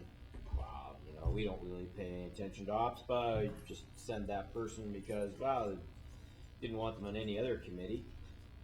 Seriously, like this is the way that people treat OPSPA. There are very few boards that treat OPSPA the way that we do. We send our alternate to make sure our alternate is always up to speed, so that if the director can't go, that the alternate can step in and is up to speed on the issues. The issues are just too darn important to not. They only meet 4 or 5 times a year. And these guys have now with labor relations officially, they have a lot of our success in their hands. We have Trustee McAllister sits on committee, Trustee Carpenter that sits on committee. I mean, we have tremendous representation there. Trustee McDonald is regional vice. Trustee Garrow is there on the First Nations. We have tremendous presence there.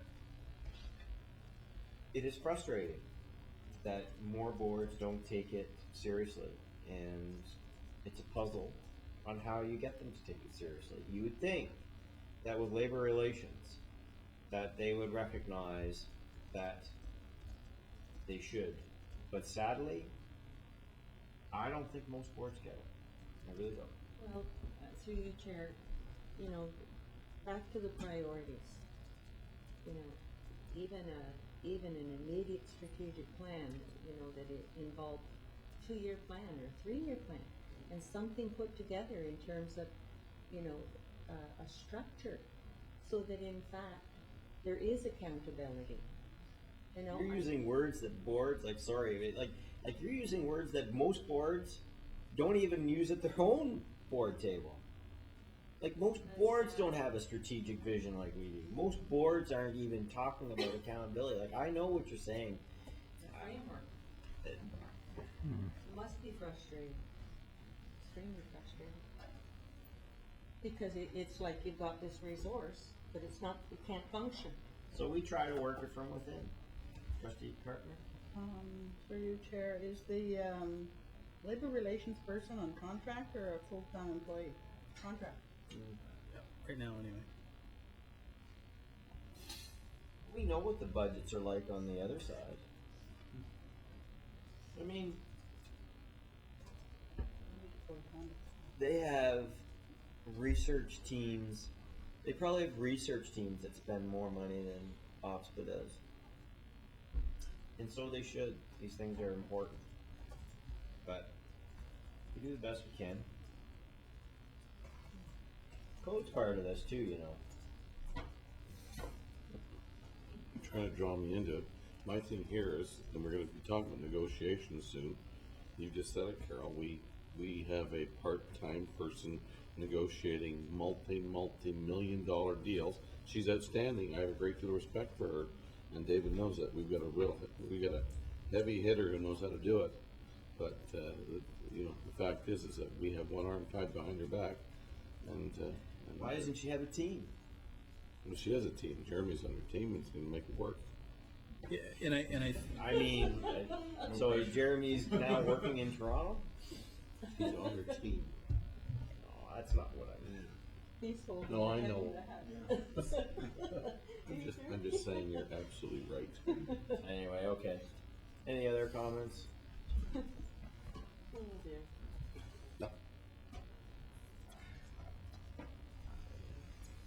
Anything else? Well, just in closing, I mean, the financial statements were provided as well, and again, I mean, I can say that there were no errors or omissions within the reporting of the financial statements. Everything is above board. We've never had any issues around our financial statements, which is a good thing. We have an individual now who's again retired from the education sector, who does a lot of the finance work for us on contract. Wayne McNally is a tremendous resource. He's putting a lot more structure associated with some of the things that are happening. He has done that over the last year and a bit, and certainly is on top of the matters when it comes to the financial implications on boards. So when it comes to GSNs, when it comes to the breakdown within GSNs, or even B memos, how they might impact funding. So very comprehensive reviews, and we have a number of good individuals that are not full-time employees doing good things for ALPSPA. Would they become full-time employees? Potentially not. So it's one of those things we have to be careful. We're getting good work out of people based on their needs and meeting their needs, having contracts, but if we turn it into a full-time position, we may lose some of them and have to look for others. So in any event, we're trying to do the best we can. And as Chair Peterson said, we try to make the changes we can within and convince others as we move along. So I think the position that Opera Canada is in right now, having the representation that they have on the committees, it used to be difficult to get on the committees. It was one of those things where you were in and you weren't, you couldn't get on because the couple of individuals were always there. And Upper Canada's been very lucky, and maybe that's because we went to Thunder Bay that year. I don't know how it worked out, but we've been very fortunate that we've got great representation and every angle of it covered. So I'm proud of the work that we do at OPSPUB. Can we do better? Absolutely. And I'll try to make sure that I influence that as best I can for this board. Well, we have good attendance at the gym and at the PES, and that's important too, not just maybe for some of the PD, but just to be there, to be part of the hallway discussions and advance the cause. So just in light of that, the AGM is the third, fourth, fifth in Niagara Falls. It's in conjunction with the Canadian School Board Association, and those areas of emphasis are going to be covered at that point. There'll be an election for the executive at that point, and then also out in the regions and the committee levels. So we'll let you know how we do in those areas. I'm running again as a vice for the region, and trustees Kirkner and McAllister are also running for their committee. So hopefully we can continue to keep that slate full on Upper Canada. Okay, thank you. We should have this reported every meeting.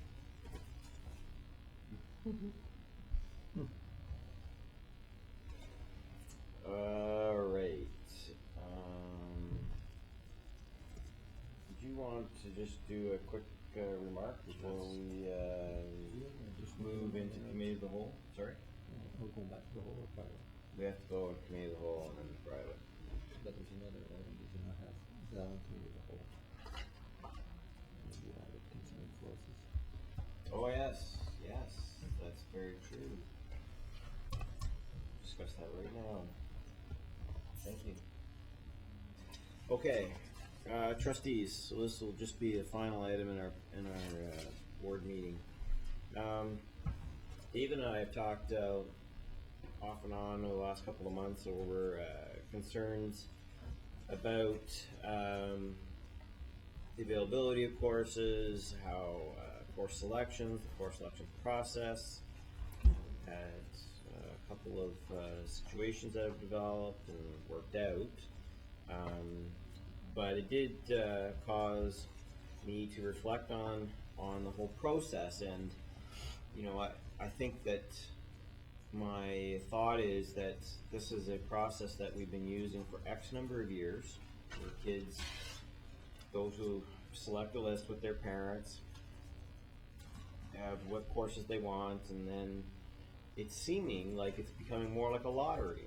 And increasingly I hear that kids, more and more kids, it seems to be almost the norm that kids end up not getting the courses they requested and are forced then to make snap decisions. Often there's little time to go back to the parents and reflect. And I think that because we have the small school reality, because we have the contract realities, that we should ask administration to have a good look at what this current state of the course selection process is in our schools, and have that report come back to board for discussion about potential directions that we might want to take, or reviews. Sometimes it's hard, like we hear anecdotally what's going on, and it's difficult to know how pervasive the problem is. So I don't want to jump to the conclusion that it's not functioning well for kids, but I think we have enough anecdotal evidence to suggest that the process is not working, and that it probably would be good for the board to review the whole process and see if there's not some way that we can do it better, to make it more predictable, to improve the customer service side of it. I think that it's a customer service fail when we can't deliver on a course selection. And that may set the bar very high, but I think that we need to make sure that the information that they get is set up so that they aren't put in position where they are making course selections that we possibly can't deliver on. I think that we have to, no, I'm not going to get into solution building. So I just think that there's a lot of, with the data collection capacity that we have, that we should have a real look at it and see how we could develop a better model. Trustee Carpenter? I think we have had some inkling as to some of the resolutions to that when we heard from Superintendent David Coombs and the e-learning that is being worked on and being brought into our high schools. So I'm sure that will be part of suggestions that come from that request. But it was explained during his presentation at lunchtime. Trustee McCray? Just to add to that, I think it's really important, the marketing and branding around the e-learning, because there's been some incredible success in some of our schools, in a lot of our schools, around e-learning, but there still seems to be some perception out there by some parents that, it doesn't work. When in fact, I know in talking to secondary principals, it's working incredibly well. It's just that they won't bite the bullet. Through you, Chair, I don't want to talk solutions, because I think the solutions will be found. I certainly support the motion. I want to know just how serious this problem is, if it is serious at all. My concern is not so much what the kids want, but more so what they need. And if there are places they definitely need and they can't get it because of whatever system we've got in place right now, it becomes a serious issue. And it goes back to exactly what you're saying in terms of customer service. So I certainly support the motion. Trustee McDonald? I concur with my colleague. I think it leads to the service, but it potentially allows us to start thinking differently. Let's, if we step back a few years at a time, it might allow our planning to evolve a little bit better on how we look at staffing schools and how we deal with some of the needs within the building. So I think, if the data comes back and it's as we believe that we have those issues, then it creates that opportunity for us to dig in a little deeper and put our test of evaluating data and looking at the reports as they come forward. So I think it's a good opportunity for us to look at that and see what the results are. So thank you for bringing it forward.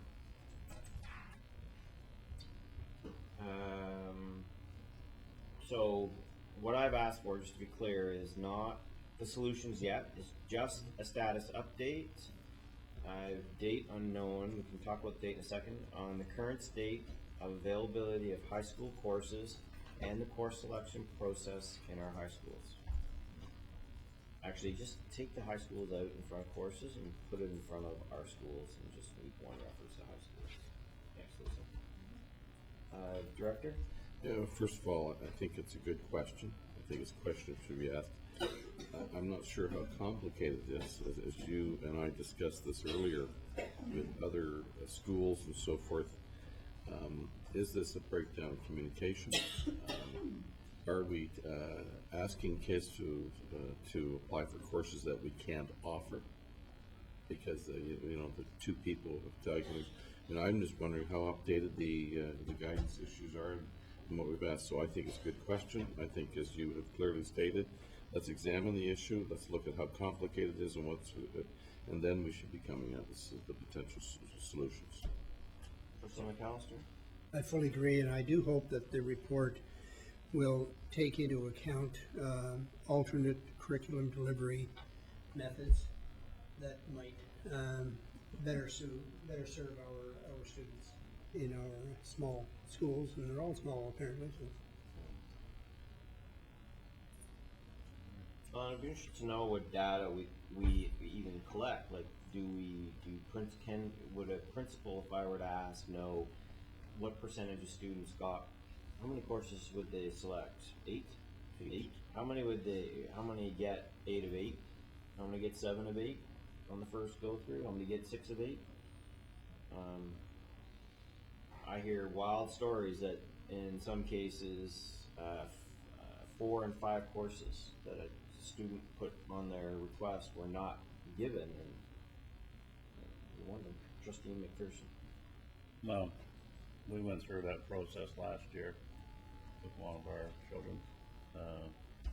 She didn't get a course that she absolutely needed. It was full.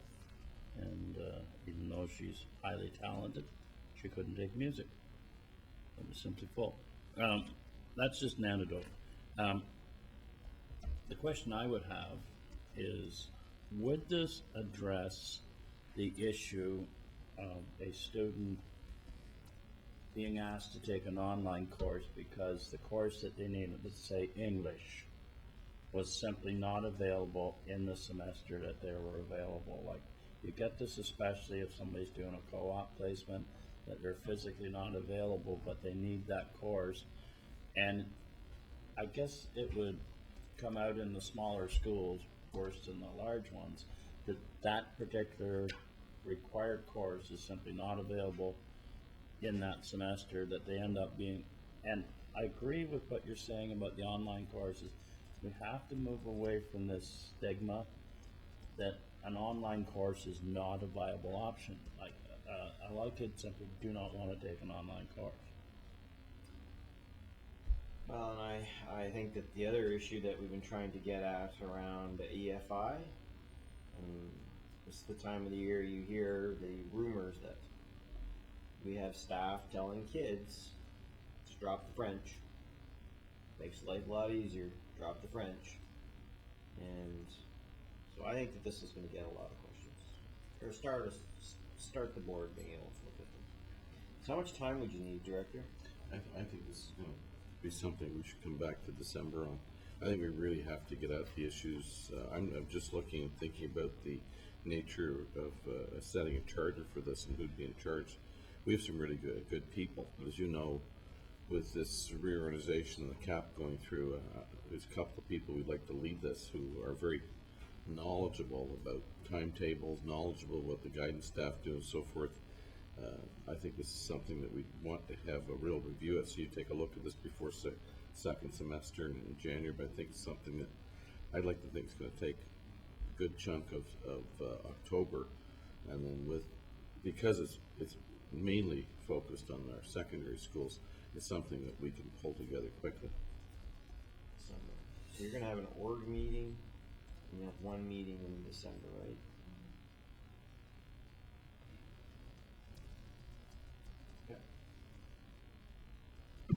Through you, Chair. Yeah, I'll come to you in just a second, Thank Trustee you. Swan. While it is certainly a secondary school issue, I think we should not neglect the fact that our 7 to 12 structure is ideally suited to longer-term planning. Right, yeah. And I hope that that will be, if not part of the solution, part of the discussion. Yeah, so if a child's mapping out a path that might be complicated because they want to focus in on a certain bunch of subjects, yeah. Get them an earlier start. Okay, Trustee Swan. Not quite sure if this is what Trustee McAllister was alluding to, but perhaps too, as part of this strategy, we could be looking at grade 7s moving forward in the semester system, or grade 8s. I don't know if they're semestered or not in all our schools, or any of them for that matter, but taking grade 9 math or over the summer, or a grade 9 English over the summer in an e-learning context, and perhaps that could free up some of the class space. But I know in regards to programming, I've had issues in my schools, and I think the students and the parents are very uncomfortable with subjects like physics and chemistry being taught in an e-learning environment because the kids aren't comfortable with that subject because they've never learned it before. And I fully support you in bringing forward this motion.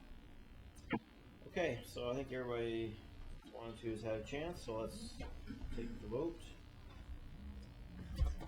Pardon? Oh, sorry, I need a mover and seconder, yes. Trustee McAllister and McPherson.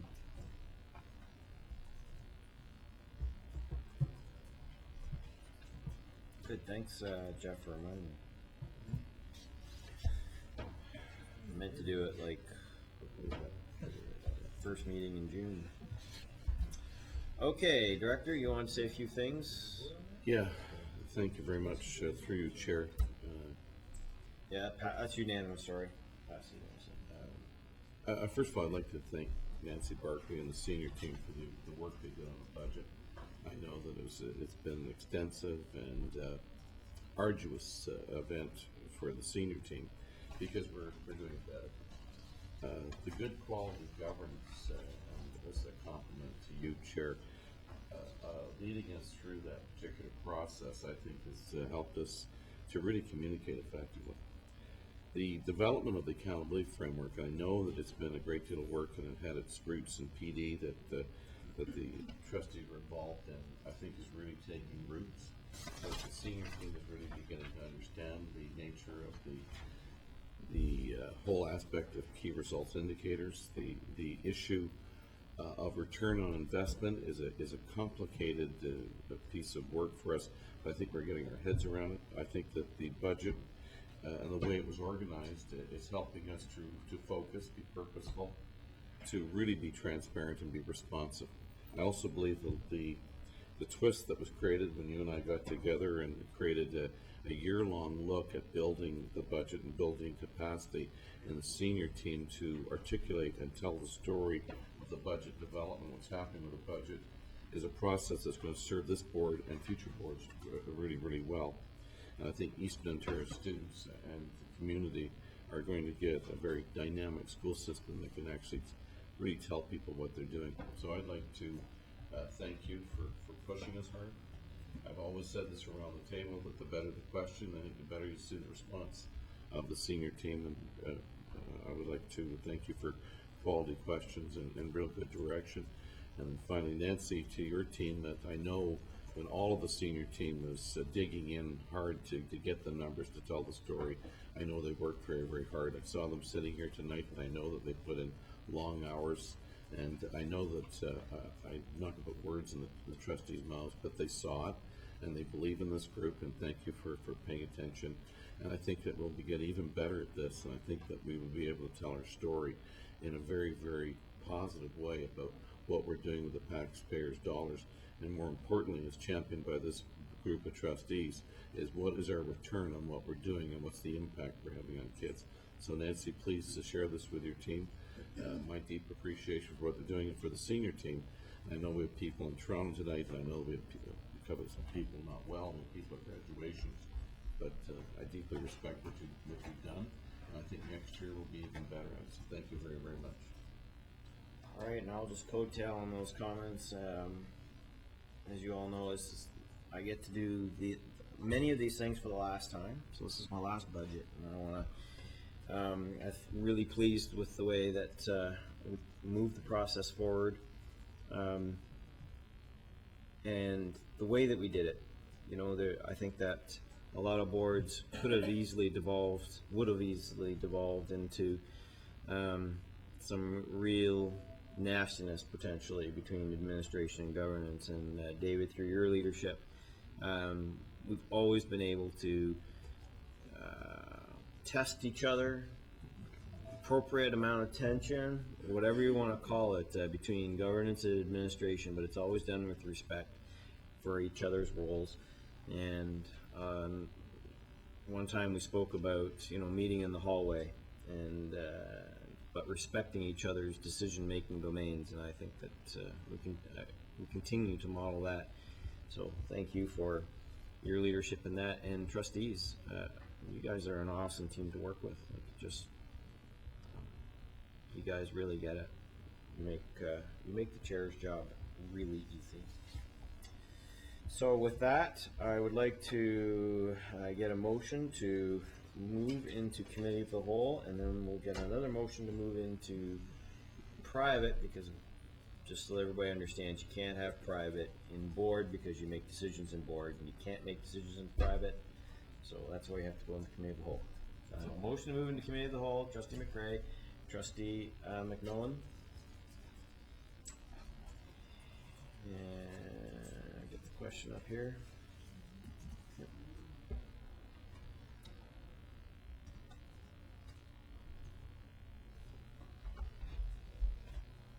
McMillan. Okay, cast your vote, and then we'll go into private. Oh, that was the private. This is committee of the whole. Yes. Okay, that passes unanimously. Now a motion to move into private. Trustee Richards, Trustee Carpenter.